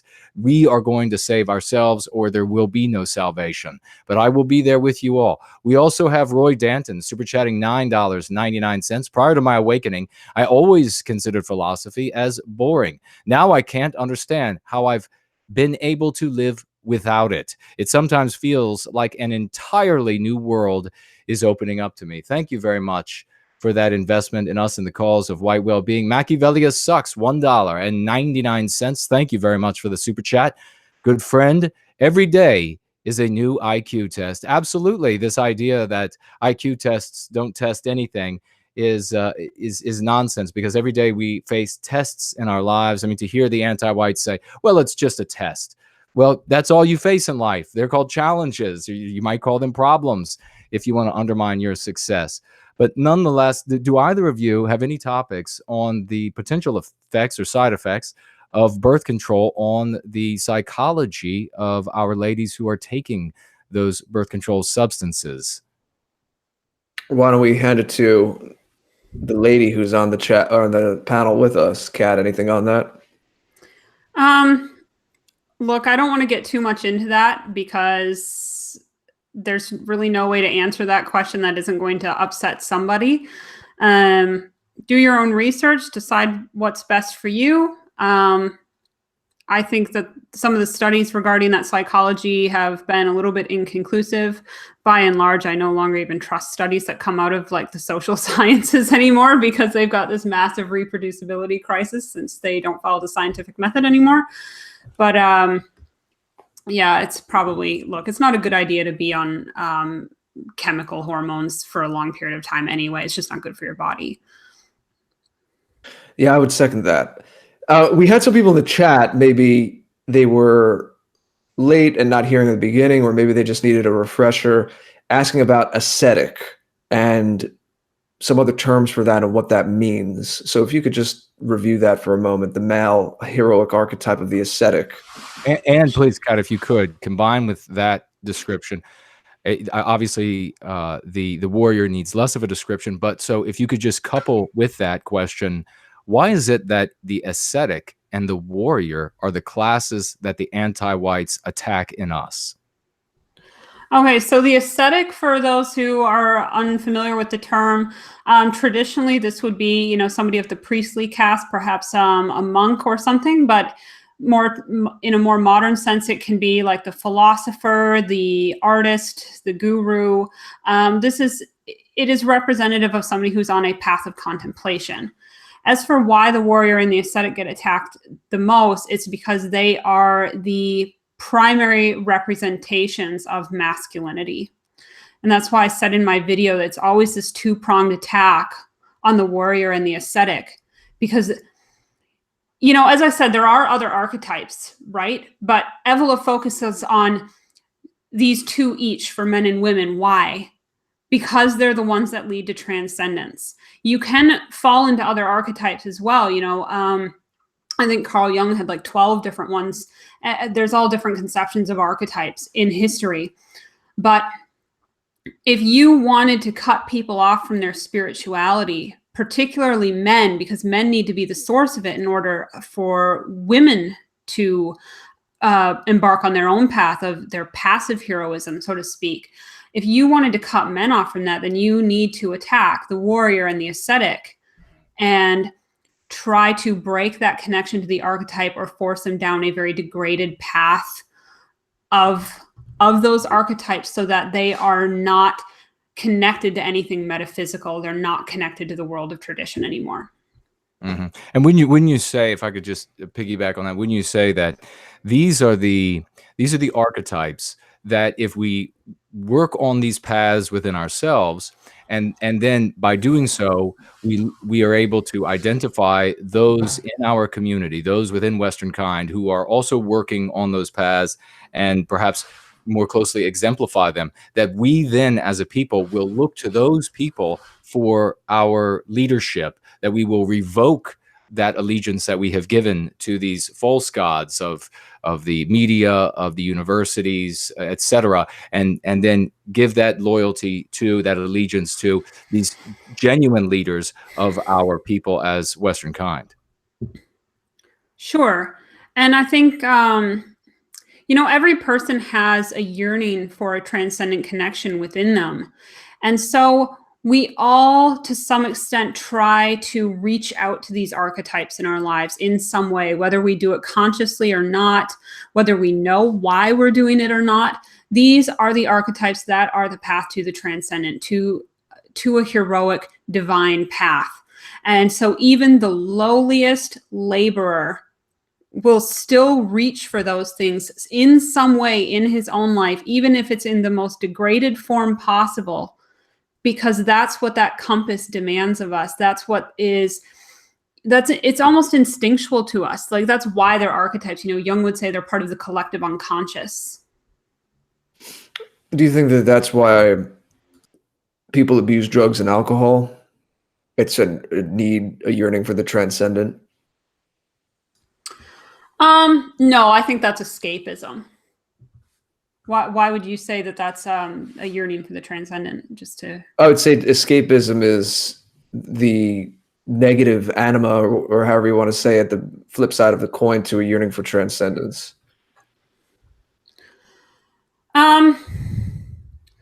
Well, look, let me tie this into another question that you had given me beforehand about how the need for transcendence gets fulfilled for most people. Yeah, that'd be Because great. that, I think that ties in nicely with what you're getting at. And for most people, that need for transcendence doesn't get fulfilled. What happens is that this need for transcendence has as I said, a degenerated form where it tries to express itself. And it's through the senses that the ego experiences the world of matter, through these sensory connections of sight, sound, touch, all of that. Things like drug addictions, thrill seeking, any kind of hedonism could fall into this category, but I would say in a more expanded sense of how hedonism is usually known. It goes beyond just kind of a moral interpretation. Think of it as like an addiction to the senses. So it's kind of like how when you eat sugar, it gives you this addictive chemical reaction in your brain. You don't think about that chemical reaction. You just think about how nice it tastes. So most people's degraded form of transcendence is just this addiction to the senses. It's transcendent in that it allows the person to temporarily come out of the mind, and it transcends the experience of the normal, everyday, mundane life, even though it's a very, very weak and degraded and thus unsatisfying form. It's think of it as like you go through all the work to prepare a really good meal, right? Like you're making some gourmet meal and it takes you all day. That's work. That's hard work. But then when it comes time to eat it, you're a bit of a glutton and you overeat because it tastes so good. That is what you did it all for. It's almost like it's taking you away from the drudgery of having prepared it, You can't get a weaker connection than something like that. But the soul's longing for the transcendent, is to have that contact with the divine. Another example would be like some sort of thrill seeking, like you go skydiving and it's exhilarating and you feel like you never have before. You're flooded with adrenaline and you feel really present and focused in the moment. You feel very alive and you never forget the experience. But was it really transcendent? No, it was a form of hedonism. But it's exciting. It felt good. And this is, I think, what happens. And I think that's where I would put like the drug addictions into it. I think that's actually really I've never heard it phrased like that. I think it's really quite brilliant to talk about it as an addiction to the senses, because I've always thought it was odd. As everybody knows who follows the work that I do, I dedicated my life to serving white well-being back when I was in junior high school. And I always thought it was peculiar that people wanted to escape their lives, that they wanted to go someplace inside of their head with drugs, or they wanted to pursue this like endless thrills of skydiving or bungee jumping or what have you. I always thought it was the strangest thing. And especially, I guess almost in tandem with that, this idea that life is really just hedonistic. You should it's the next restaurant, it's the next play, it's the next movie opening. All of that seemed so banal to me when there was just this grand purpose for which to live. If I had something, I can't tell you the number of times in my life when I thought, if there's anything in this world to which I can give my life, it's not going to be going to sports games. It's not going to, attending the next movie or having the new phone. If there's my life to me is more than that. My life is more than escaping what I'm experiencing in this world and getting into some sort of confusion of my senses by way of drugs. It just, to me, it was always this, what I was anomalous in my thinking, but was actually ubiquitous in the world around me. So I just wanted to tack that onto that. I know Jared was about to say something. No, I'm not about to say anything. I'm just agreeing with you. I had the same experience. Yeah, and I think as we do this, and this is what we talk about fairly often, is leading by example. If you want to do great things for our people, and you should want to, and the people in this community do want to, if you're new, that's what we do here. Go out there, make the effort, and when people see you doing the right thing, you'll be on these paths, whether you like it or not, that Kat is talking about. You should really seek out the material that she's sharing tonight here with us and the material that she has on her own channel. Certainly go find it before YouTube decides to censor her for sharing too much truth or too much wisdom for how to empower yourself and our community, and therefore save yourself by empowering our community. Make sure you imbibe as much of that material as possible. But what we do here is we are the message. We are the engine and the sacrifice and the joy and the victory that is white well-being. That is how we move forward. And by doing so, others will see you acting that way. You'll be moving down this path and becoming a better person every step of the way by doing so. Trust in that. Trust in that as you go free, you will find that you have, this is one of the things that if you look at what Kat's talking about here and you really dig into it, you see that it actually meshes quite well with what I talk about when I'm talking about going free and freeing up the physical potential that you have inside of you, the mental potential that you have inside you, and then the spiritual potential that you have inside of you. All of this has been muddled. All of this has been clouded by anti-whiteism, by the mean pathogens with which you are infected. And so by addressing these things, by leading by example, you are curing yourself. You're teaching others the way that it should be done. They will follow you. And we can get away from this pedantic prattling, and we can get away from this ideas of you'll write a document for all time, and then that will cure all of the ails, and all we need then is some violent civil war to remedy things. None of that is true. None of that is going to save us. And all of that is what is, whether it is said in the words that are being said tonight about these different paths that Kat is talking about or not, whether it's being articulated or not, it's a subtext that's running below all of these ideas, empowering all of these ideas, really the superstructure that undergirds this process. So this is not philosophy. I know there are a lot of so-called philosophers on YouTube that you can go and listen to. And they would have you, as Jared was talking about, like the navel gazing, they would have you just waste your time asking about whether or not you are real and whether or not the question of whether or not you are real, if that itself is real. That is nothing but an enormous waste of time with your life. And you should spend not another moment with such individuals. Come to philosophical discussion like this that is actionable, where you can take the material that is being shared, and that material can move you on to some form of or some level of transcendence. No matter how uneducated you think you are, or it might actually be, no matter where you are intellectually, you all have these abilities inside of you. Each and every one of us has all of the glory of the West inside of you, like a shining North Star inside of you. We need to pull that cloak off of that star so that you can radiate the power once again. I think we're going to toss it over to Kat, because we're going to talk about some of the new man and moving toward this as something that will be that beacon that I was just talking about.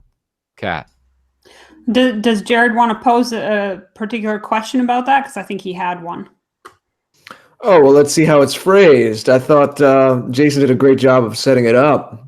He did. Not that it was planned. That was one of the most inspiring parts of all of this. The last couple of minutes of the video on men, and you begin to talk about the new man and the new woman. I mean, there's not really a specific question beyond what Jason was just saying, is that we don't need an ideology as much as we need a way of being. And that way of being needs to be stoked in us from generation to generation, which is why we need to get back in touch with who we are, our practices that bring out the best in ourselves individually and collectively. That is what we're about here. There may be ideologies that spring forth that naturally attune to that naturally help in that process of cultivating, like a garden, the people, in the folk, in the community, in the nation, that they can be the best they can be.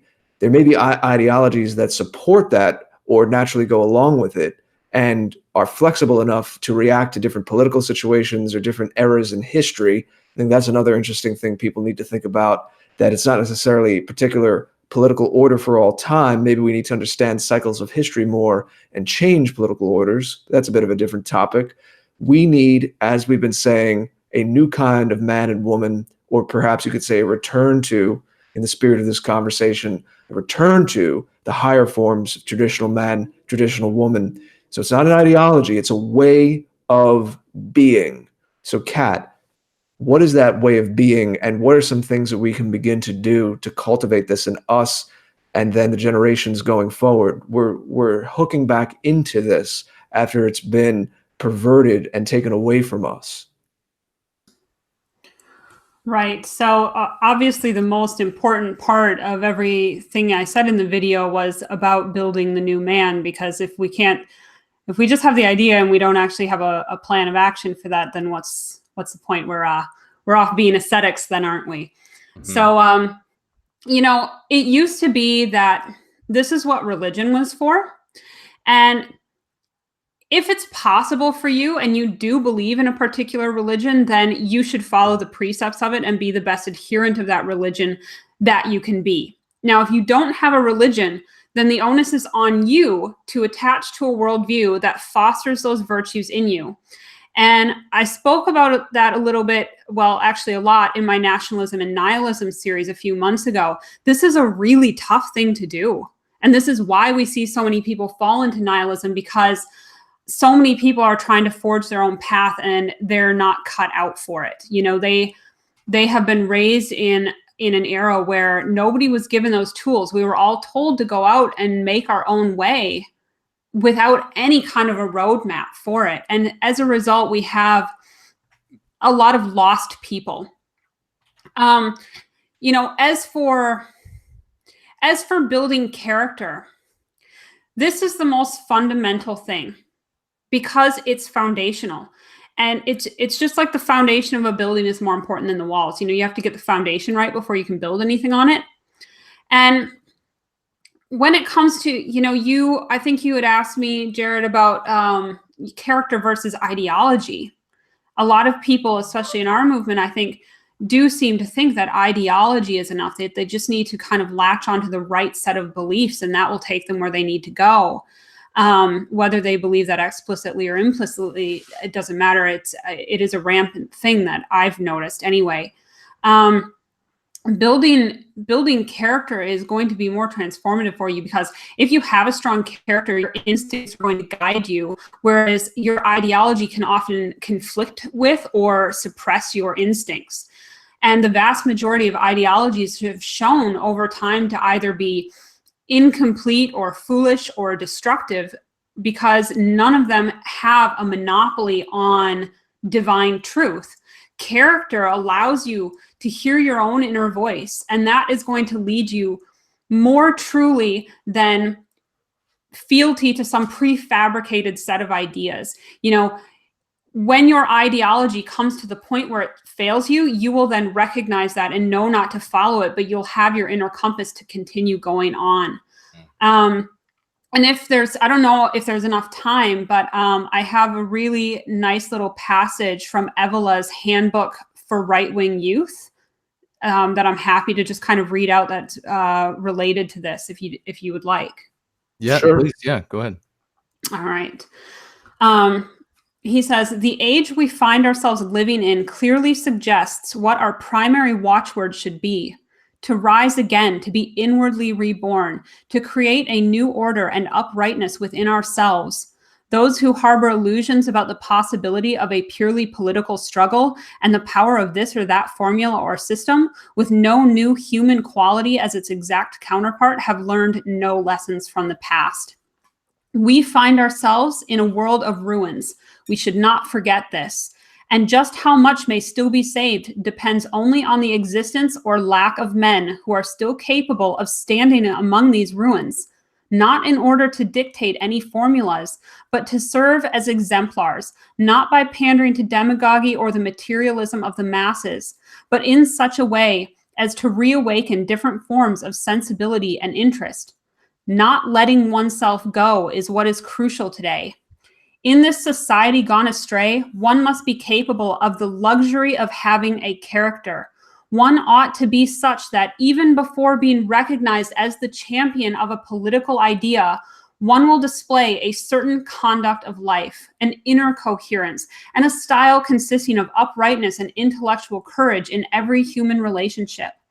All this in a straightforward manner, with no exhibitionism, big words, or puritanical attitudes.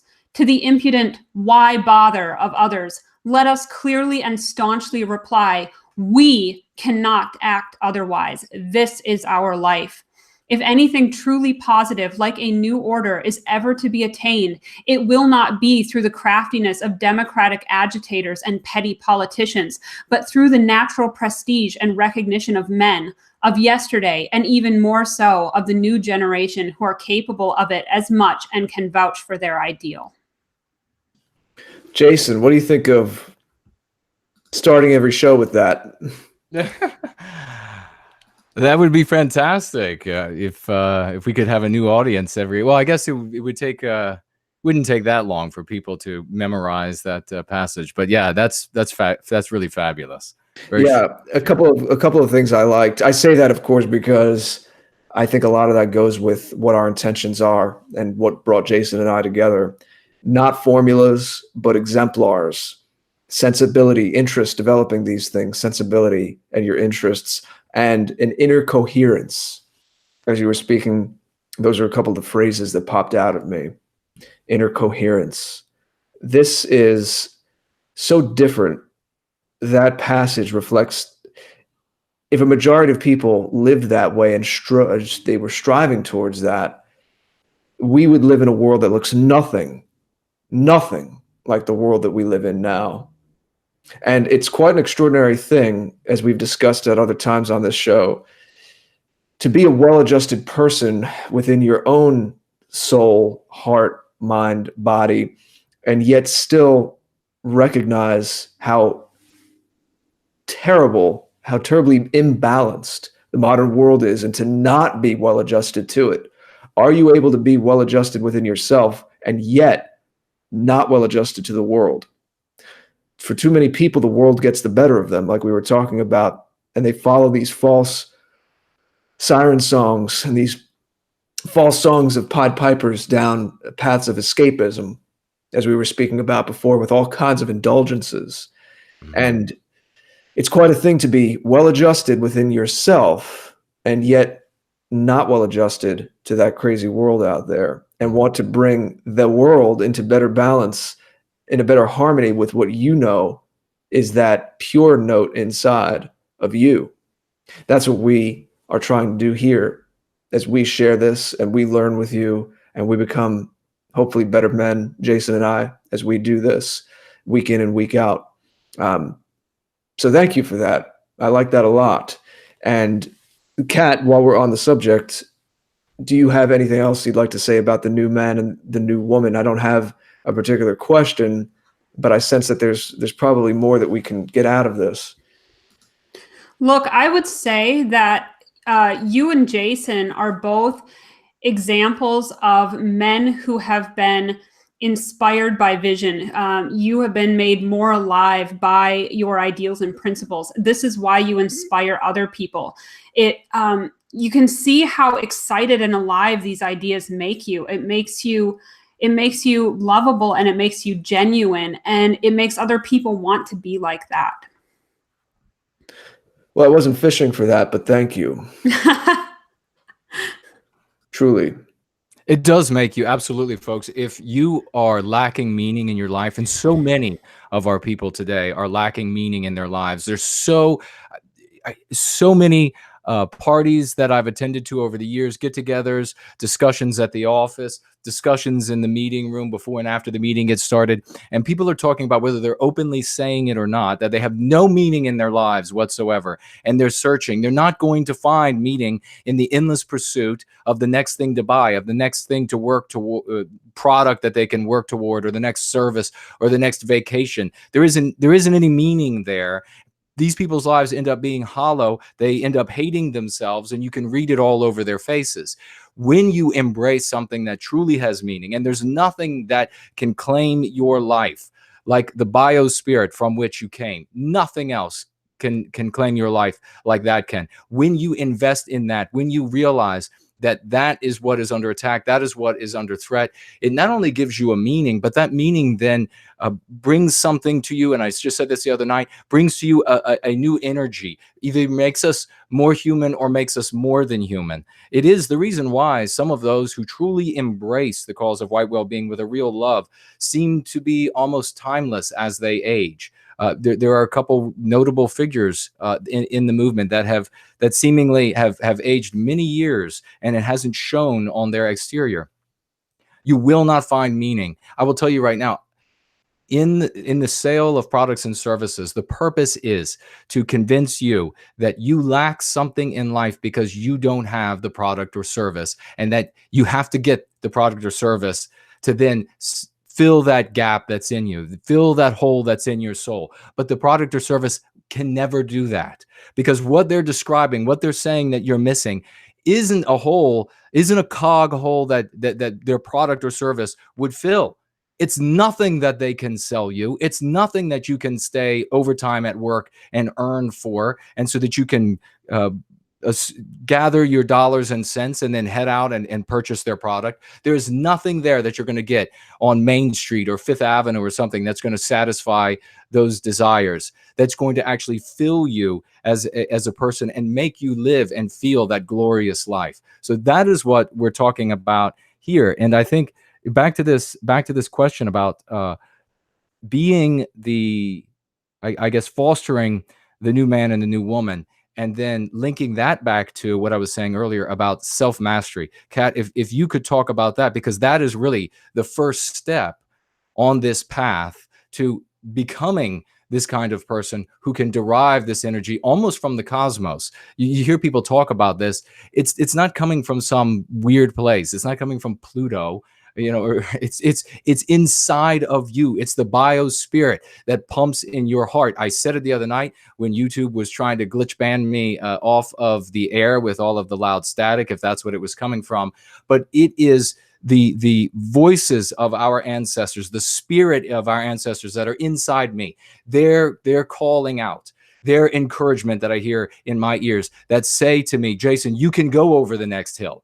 And you can conquer the next challenge. You can take on our victimizers and you can win. Their glory enables me to reach similar heights. And I said at the end of that show that I will be there for our descendants. Will you? That is a decision you have to make here today. That is a decision you have to make the day after, and a decision you have to make the day after. That, my friends, is what self-mastery is all about. There's not a light switch you're going to throw. It's a process that you have to engage in, a fire that you have to feed coal to every single day. And you're going to have setbacks, and you're going to trip. You're going to fall from time to time. That's when you have your self-love. That's when you dust yourself off and you get right back on that mission to self-mastery. So, Kat, if you could please speak to self-mastery as absolutely necessary of a part of the process of moving toward that new man and that new woman that we can be. Because I'm going to tell you what, folks, the anti-whites fear nothing more. They fear nothing more than when the white man and the white woman come together in a unity that is like a nuclear reactor for them. That will be the end of their domination over us overnight. So pass it to you, Kat. Yeah, you're absolutely correct. And when you start to look at this in the way that I've been describing, you start to see exactly why they attack men so much. If you bring down the men, you bring down the women. Jordan Peterson, as much as people don't like him in these circles, which I think is funny because the media is always trying to paint him as one of us and everybody on this side disavows him. But he was very right when he said, clean your room, because what he was talking about when he initially said that was set your own life in order before you go out and try to change the world. That was the original meaning when he first said that. And it's very right. You can't put an idea out into the world. You can't manifest this unless you've manifested it in your own life first. And people, for some reason, think that, it's too hard to go on a diet or go to the gym every day or make an hour a day for meditation. They can't be self-disciplined enough to get their own life together. But they somehow think they've got all the answers for creating a utopia in the world when, they can't even get their gut to stop hanging out over their belt. It's ridiculous to think that way. And what it is that they know how hard it is to do the work on themselves. And they have this mistaken idea that it would be easier to carpet the whole world than put shoes on. So self-mastery is key, and people don't like to hear that because it's hard. And it means you have to admit to your flaws, and you have to look at yourself critically. And you can't just sit there and believe in this narrative that you're this perfect, wonderful snowflake like everyone your whole life has told you that you are. And this isn't to say that you should become very self-critical and put yourself down. Some people go the wrong way with this, and they really beat themselves up to the point that they become very ineffective in their own life and any other sphere as well.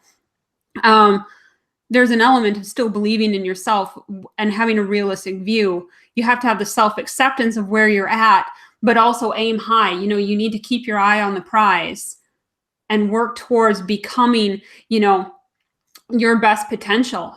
I think it's very important to understand. I know we're getting close to end, so I might just say this in closing, I guess, because you guys are probably eager to get going. There is no machine or trinket or toy or sensation that will fulfill you. Your soul longs for something greater. And if you become your own light, then you can escape the modern world in some way and become who you were born to be. That is very true. Thank you for sharing that, as I've experienced it.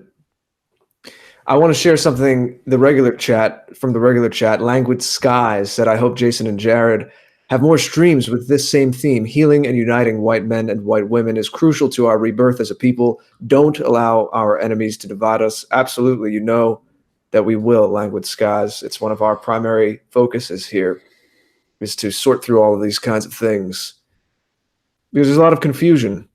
And I understand that people are confused and angry. But as we were saying, we need something better. You could say, why have these philosophical conversations? Well, it's because you have people out there who, yeah, they respond correctly. They correctly respond to the imbalances of the modern world. And then they yell at each other. The men yell at the women, and the women yell at the men, even in our own circles, and say, it's your fault. It's your fault that our Western civilization fell like this. It's your fault that our Western civilization fell like this. So we need to have conversations like this where we recalibrate ourselves and we look back to our ideals and we inspire each other in an upward spiral again. Men and women being alchemical and releasing and inspiring the best in each other again. So we thank Kat, we thank you for doing that kind of work and joining us in these kinds of conversations. And we want to continue having these kinds of conversations with you and the others who are doing great work around this. Well, thank you for having me on. It's really been a pleasure. It's been too long, so we should definitely do it again. And I really enjoyed talking about these issues. They are, you know, they're near and dear to my heart. I think they are important, and it's hard to talk about issues of men and women in a way that doesn't step on anybody's toes, because I know there's a lot of sometimes there's a lot of bitterness between the sexes, sometimes for good reasons, sometimes for reasons that are just made up in people's heads. And I agree with Languid Skies about wanting to heal and unite men and women back together. We are a powerful force together, and it is, I believe, the only way forward. Yeah. And people do have to watch out for their projection, thinking that their experience is the only experience. Exactly. You had a bad situation, you had a bad relationship or a bad few relationships, and then you go around proselytizing, all women are like this, all men are like this. Is that is that a high character thing? All? If you're serious about self-improvement and you want to master yourself, stop blaming other people. Be in the driver's seat of your own life. And if you've had a bad relationship that's left a sour taste in your mouth, stop looking at what the other person did and start looking at how you contributed to that, so that you can fix those problems in your life and not repeat the experience again. It is a teachable moment. We all have bad experiences in our lives. But if we can turn them into teachable moments, we can use them as a catalyst for improving ourselves and not making the same mistakes as we go forward. Wonderfully said. Let's read these final super chats because we have a host of them. Kesdotic got back. Kesdotic won with a super chat of $5. And I just saw Misty say hello in the chat. Well, hello back to you. Kesdotic writes with his super chat of $5, like above the eye level, not anything raunchy. Talking about the Instagram girls earlier and what I should do with my camera to match what they're doing. No, I didn't think it was anything raunchy, my friend. Dear son, super chatting with $9.99. Science is sexist and racist. Duh. Thank you very much for the super chat. Investment in cause of white well-being.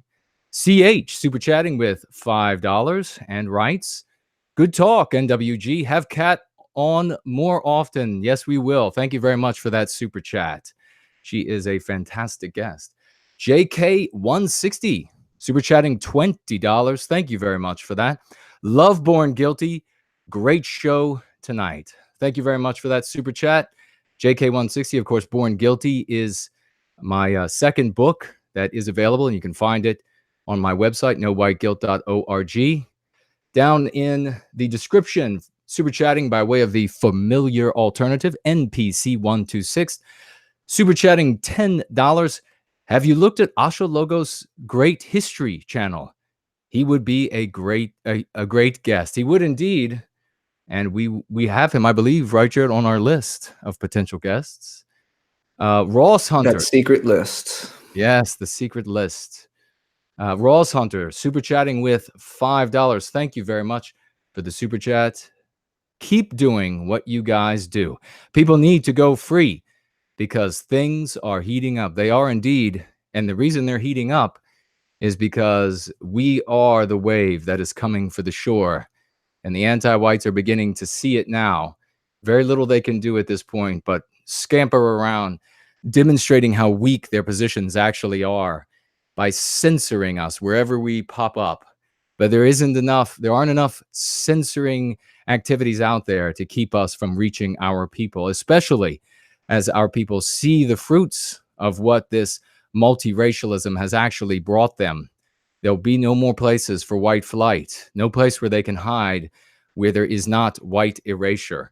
And then they'll begin looking to folks like us for answers. Undisclosed, super chatting with $14 by way of that familiar alternative.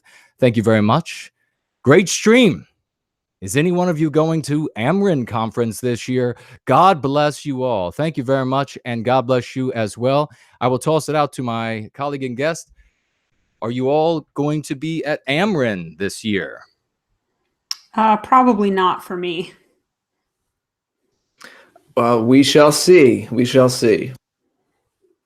All right. I am undecided as of the moment. Ross Hunter writing, there are no countries you can run away to. Indeed, that is, this whole fleeing thing has been in the movement. This fleeing somewhere idea has been in the movement for a very long time, and it has always disgusted me. Perhaps it is the warrior part of me that is disgusted by this idea of just run away. Now, that doesn't mean, ladies and gentlemen, because I've had this happen before when I've talked about this, people misunderstand and they think that I'm saying, no, stay in that violent non-white neighborhood, that has been made of your community. No, absolutely do not. Do not stay, do not remain in an area that has become absolutely non-white and anti-white. Your safety and your ability to fight another day is important. You're not going to be able to do so. You're not going to be able to serve white well-being if you are in the midst of regularly being robbed, if you are bludgeoned or beaten or broken up by anti-white, non-whites in your community. You need to be in a place where you are safe and can serve our white well-being. So that is you are merely redeploying. The difference is that you are carrying on the fight. These others who say, well, I'll just move to I'll just move to that white community a couple of states away. I'll just move to that white state a couple of states away, or I'll just move over to that Eastern European country. Remember that one up until just the other day where everybody would say, we'll just move to Poland. Sure, ladies and gentlemen, you'll just keep that in your mind about you'll just move one more step away. We need to fight. Now, fighting in the way that we're doing it, going free, spreading the message, helping our friends, family, and strangers to go free as well. This is what we need to be doing. And when those context shifts occur, we can make decisions based on those context shifts. It may mean that we move to different places, but nonetheless, that is the perspective from which you wage this conflict, from which you defend ourselves from these endless attacks by the anti-whites. So channel 1 super chatting just now with $1.99 and writes #make women property again. I don't know that property would be the best word for how we should come together, but men and women in all ways are meant to fit together physically, mentally, spiritually.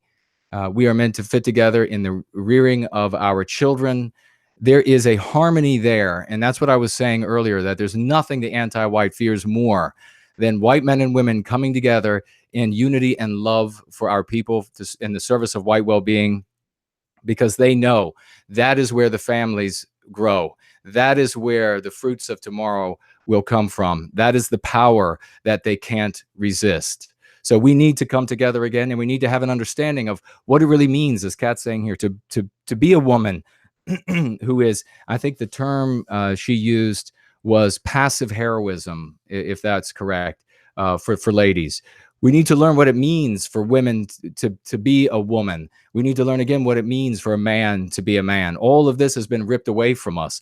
We didn't have our great history of education and of this great lineage of knowledge passed down has absolutely been just severed from our memories. It's just been cut right out of us by the anti-whites who control the means of communication. But because that knowledge, do not fear this, ladies and gentlemen, because that knowledge came from inside of us, it means that it's still there. That knowledge is still in us. If we put it in our documents and we passed it on orally as well, that it is still in us. You can erase it all, you can burn it all, you can tear it all down. And as long as we exist, all of that glory of the West, all of that glory that's yet to be, is still beating right here in our hearts.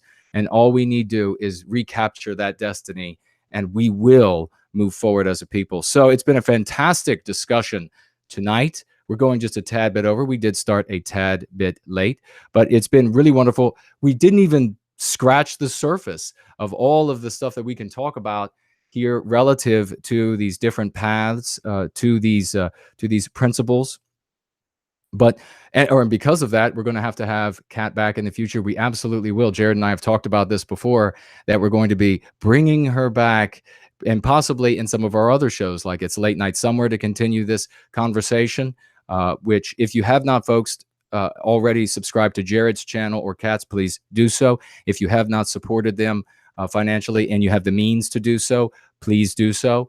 I would deeply appreciate that. We are on the front lines, and we need that support train to keep us fighting for white well-being.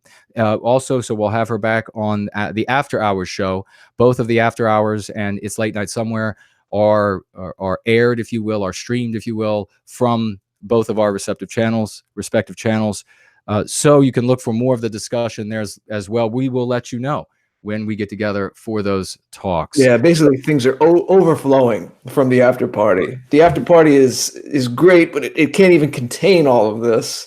So we're just popping up in other places. Indeed, indeed. Final thoughts then, if you have anything else to say, Kat, about what you're doing, where you will be doing it, when you will be doing it, please share that, or any final thoughts that you have to share on the discussion tonight.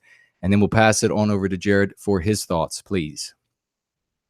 Well, thank you very much for having me on to talk about this. As I said, it was a really good conversation, and I was happy to be able to elaborate a little bit more on some of these ideas. I try to keep my own videos to a reasonable length so that people can watch them all in one chunk. So hopefully we can do it again sometime soon. As you said, I do come on Jared's Late Night Somewhere fairly frequently, because I'm often up late with him. We do it on so- Jason's channel sometimes too. Yeah, I saw that you were doing it there the other night, and yeah, so on the times that I'm available, I often do jump in on that. You can obviously find me on my own YouTube channel, and of course on the Uberfolk channel, which I think is linked in the description. We do have our digital album release out now, and we should have the CDs available. We should get a date for those pretty soon, I'm thinking. We're just waiting for them to give us a date for when they'll be ready. So hopefully people are enjoying that so far. And obviously on the Uberfolk YouTube and Bandcamp pages, we have a number of free songs up that people can listen to for, without having to buy the whole album. And we're frequently featured on White Art Collective's Saturday Night Live stream. And I'm usually pretty prolific on Twitter these days. So you can definitely find me over there too. So I look forward to talking to you guys again sometime soon. And thank you to everybody who came to join us in the chat tonight. I hope you enjoyed it. And I hope you've enjoyed the 2 videos that I've put out recently. Yes, please do go check those out if you haven't on Kat's channel. And the chat was great. A lot of people were engaged and interested. It's always fascinating to take a deep dive into these kinds of subjects, but also connect them to what's going on in the world, what's going on in our lives, and help them make us better people. So it's always a pleasure to be here with this audience and be doing this and learning and growing along the way. As we were talking about tonight, it gives so much meaning. It gives so much energy and radiance to my life. And I know everyone here participating in it. So we're living it. We're living the ideals that we talk about, and it's a beautiful thing. What else can I say? The practical stuff, the housekeeping stuff, hopefully you know my site is thegreatorder.com. If you don't know, go check it out. All of these shows, all the videos, and a lot of other things are archived there. I try to make it very easy for you to navigate what I do and find out what's going on. Also, my social media links, and I shall say an email list, something that I want to build more given what's going on. That would be the most direct way that I can stay in contact with people. Of course, I have my YouTube channel here. Hopefully you're subscribed to all of us. If you're not, please do so. We appreciate your support. We do this, the after party, regularly. And then as Jason intimated, a couple of other brands, a couple of other shows that are a little less formal, a little less of just a focused 2-hour interview on one person. That would be after hours. And it's late night somewhere. We're increasingly doing those shows as well. So a lot going on and a lot going to continue, but I thank you all, and I turn it over to my friend and colleague, Jason of No White Guilt. Thank you, good sir. Yeah, I want to echo what Jared said about the great comments that we had in the discussion tonight. Our community is, without question, the brightest, the sharpest, the most productive, the activated community, not just a bunch of kids who want to make as many insulting comments as they possibly can. They have a little giggle at home while they then flip back and forth from pornography in their video games. So we appreciate all of you all. Thank you for being here, for all of your great. And there's Poseidon showing up here at the 11th hour, as we say in the States, and perhaps elsewhere. And Spartan Warrior Queen, great to see you both showing up here right at the end of the stream. I surmise they were having a stream themselves. 2 great content producers for the cause of white well-being. If you do not subscribe to either of them or have not financially supported them and you are able, please do so. And you can find all of their information in a show that Jared and I did on this channel. And you can look there, make contact with them. And they always put on a great show over there on Poseidon's channel. Thank you all for being here tonight with us for the show. Thank you all for everyone who commented. And I want to give a big thanks, obviously, to everybody who super chatted tonight. We deeply appreciate all of your investment in the cause of white well-being. I want to give a whopping thank you to my colleague Jared for the hard work that he does and putting together the questions and researching and everything that we are able to bring to you all here on the after party. You are going away empowered because of a lot of the work and effort that he puts into making this an effective and empowering educational environment, on top of being entertaining. So it's not just, you don't get here on tap maybe what you get elsewhere, which is just somebody reading a couple bits from the news and then saying, boy, that's awful, isn't it? I really want to thank Pravada, Syrup, as well. They were in the chat doing a splendid job taking care of the trolls that occasionally will show up from time to time to vex us from other channels. So thank you all for your great dedication and service to the cause of white well-being. We could not do it without you. It's very meaningful to have you as part of our family. Now, I don't know if Spartan was here earlier or Jared, were any of the other mods here that I missed over the course of the night that I'm not naming? No, you named Syrup. Yeah, I think we got it. Okay. Well, ladies and gentlemen, we do have a final super chat. Yuri super chatting with $20. Thank you so much. Thankfully, I did not miss that. And he writes, great work. Indeed, it was. I appreciate that. Great comment. Thank you all for being here. It's been a splendid time, as always. A big thank you, of course, to Kat. And we look forward to seeing you all again next time. All right. Great show, guys. All right. Thank you, Jason and Jared. I know you guys like to kind of stay around to chat a little bit at the end, but I actually have to go. I can hear the baby and I got other things I need to do. So I will talk to you guys offline. Okay. All right. See ya. See ya. Bye. Bye-bye, Kat. That was a great show.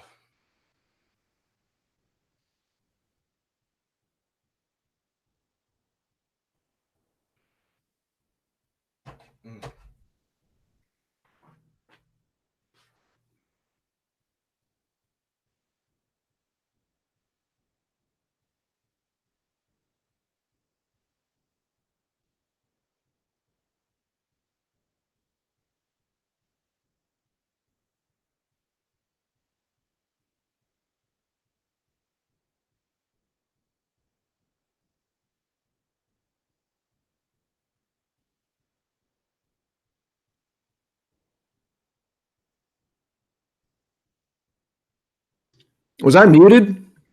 Yeah, you were muted. I was telling you about the hypnosis book that I was reading. Because this is kind of what I don't know, relaxes me.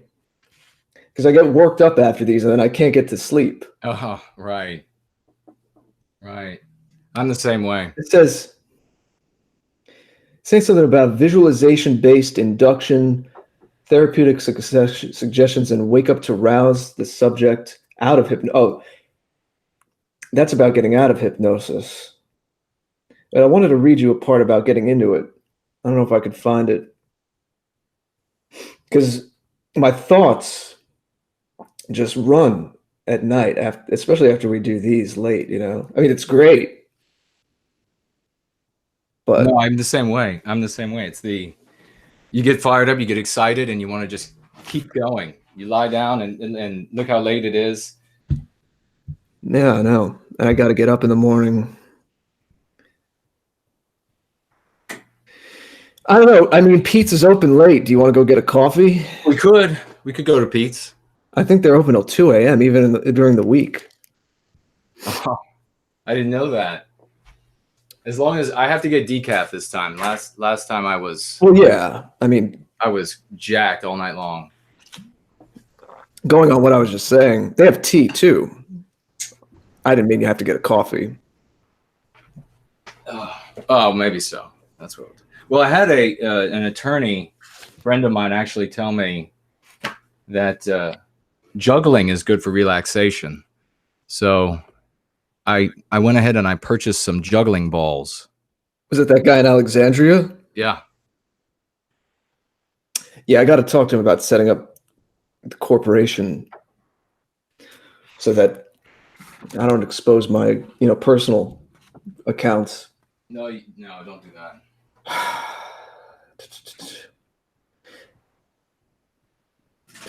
Oh, listen to this. This guy's saying that he accidentally self-hypnotizes people a lot when he's hypnotizing them. That's how relaxing it is. Sometimes it can turn on you. Isn't that weird? He self-hypnotizes while he's hypnotizing someone else? Yeah. Recognize as a familiar signpost. It's the feeling I experience many times just after private hypnosis sessions with my clients. Anyone who hypnotizes others for a living will tell you that they become accidentally self-hypnotized quite often as they perform their service. Does that mean the subject gets to turn the hypnotist into the barking dog? I think probably the person under hypnosis just stays there, and then you got two people in a room. Maybe it's a good way if you charge by the hour. You know, oh, it accidentally became 2 hours because I fell asleep too. Right. This is why you need lawyers. That's right. You need lawyers. Well, this too. These were the worst. The worst juggling balls that you could purchase. But I'm gonna try. I don't know if this guy's. Yeah, reading a hypnosis script out loud hypnotizes the reader. I'm like afraid to read the rest of this if we're going to meet up. I mean, I should use it later. So you're doing the juggling to keep relaxed. I might get like a. Did you hear that? I might get tea. Yeah, I heard These. I mean, you're right above me. I dropped the balls. You got a little better. You were never too good, I have to say.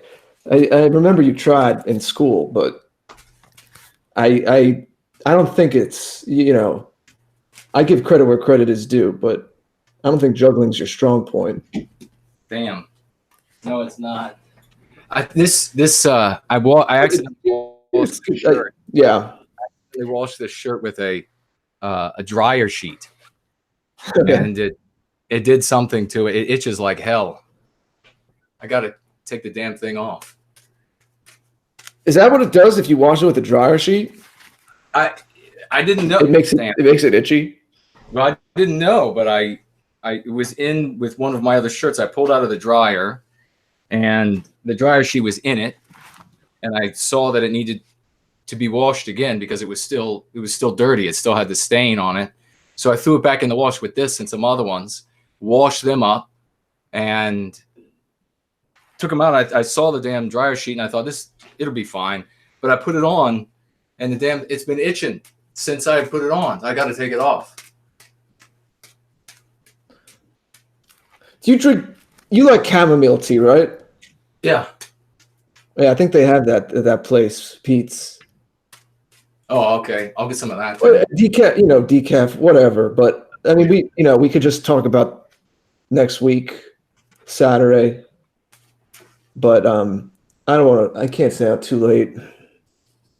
No, I got work in the morning. I can't. I can never get to bed right after these. Neither can I.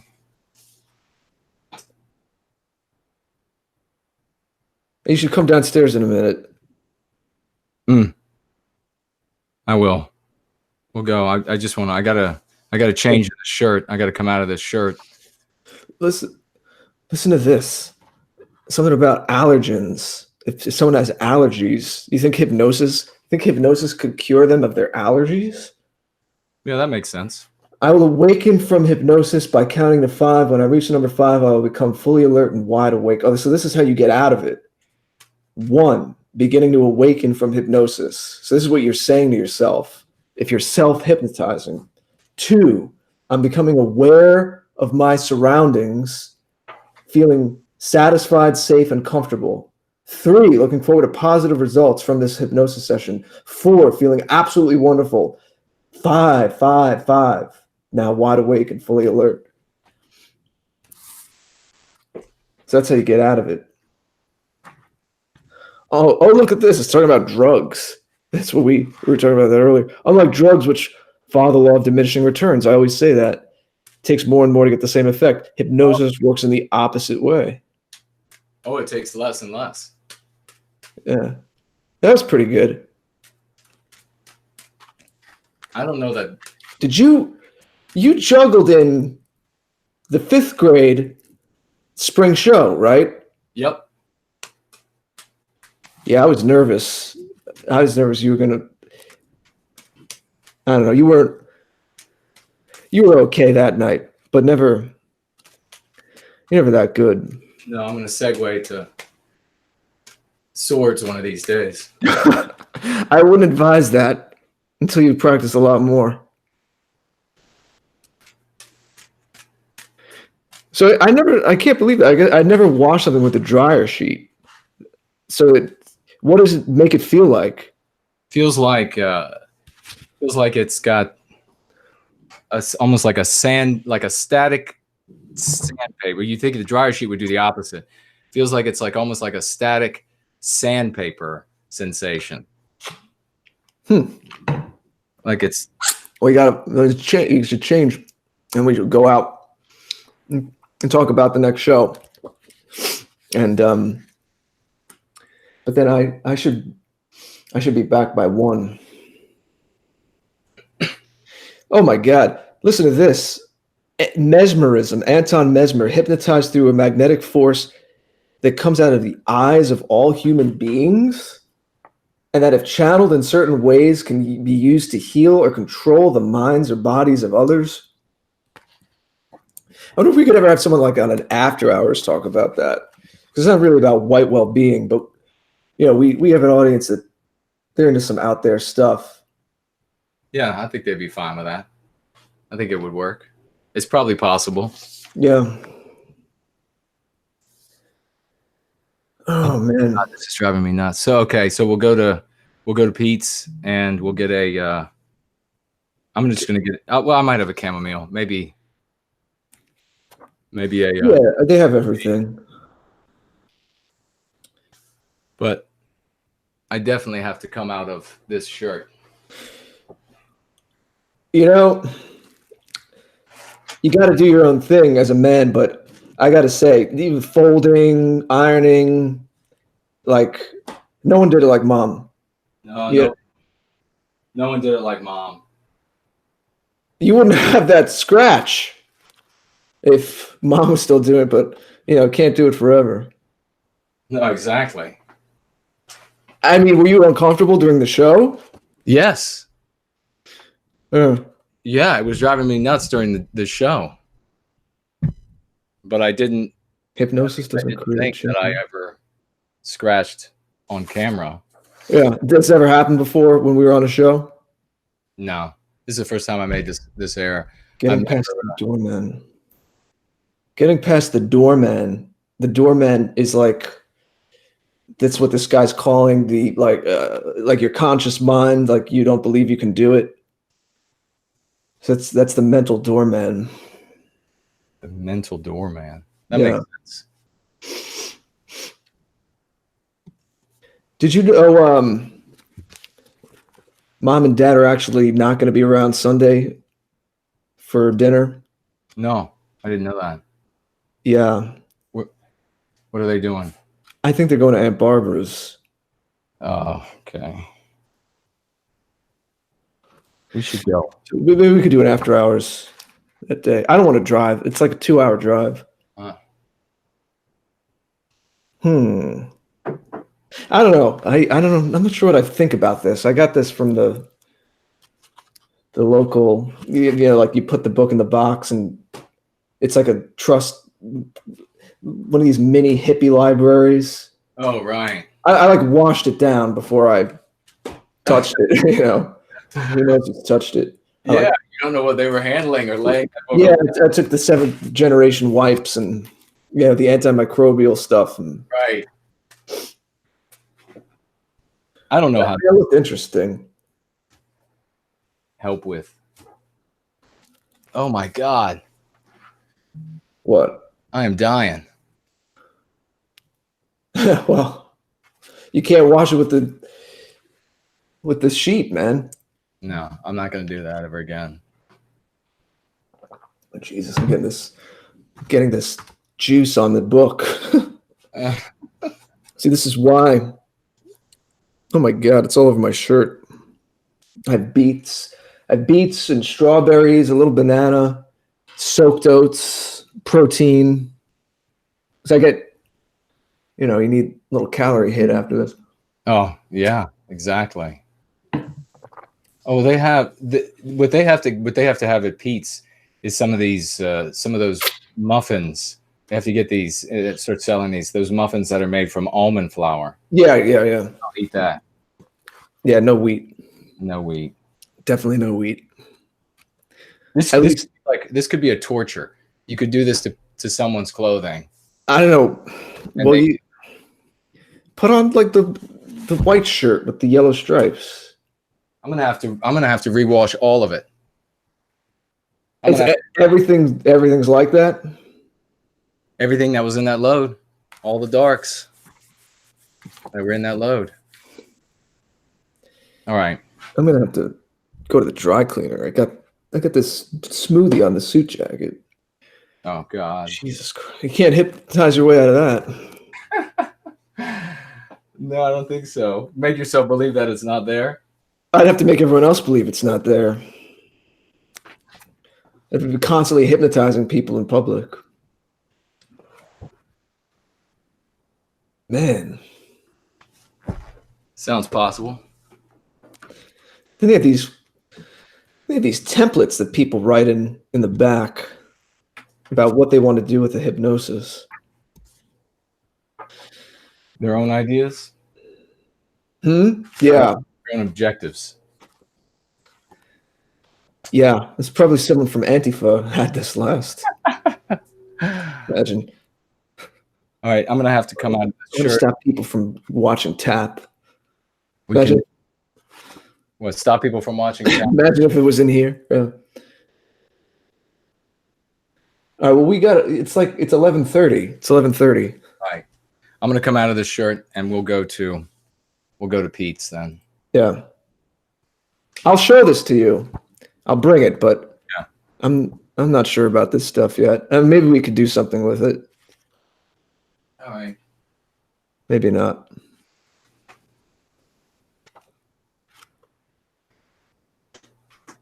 Advantages over traditional self-hypnosis. April Fools, everyone.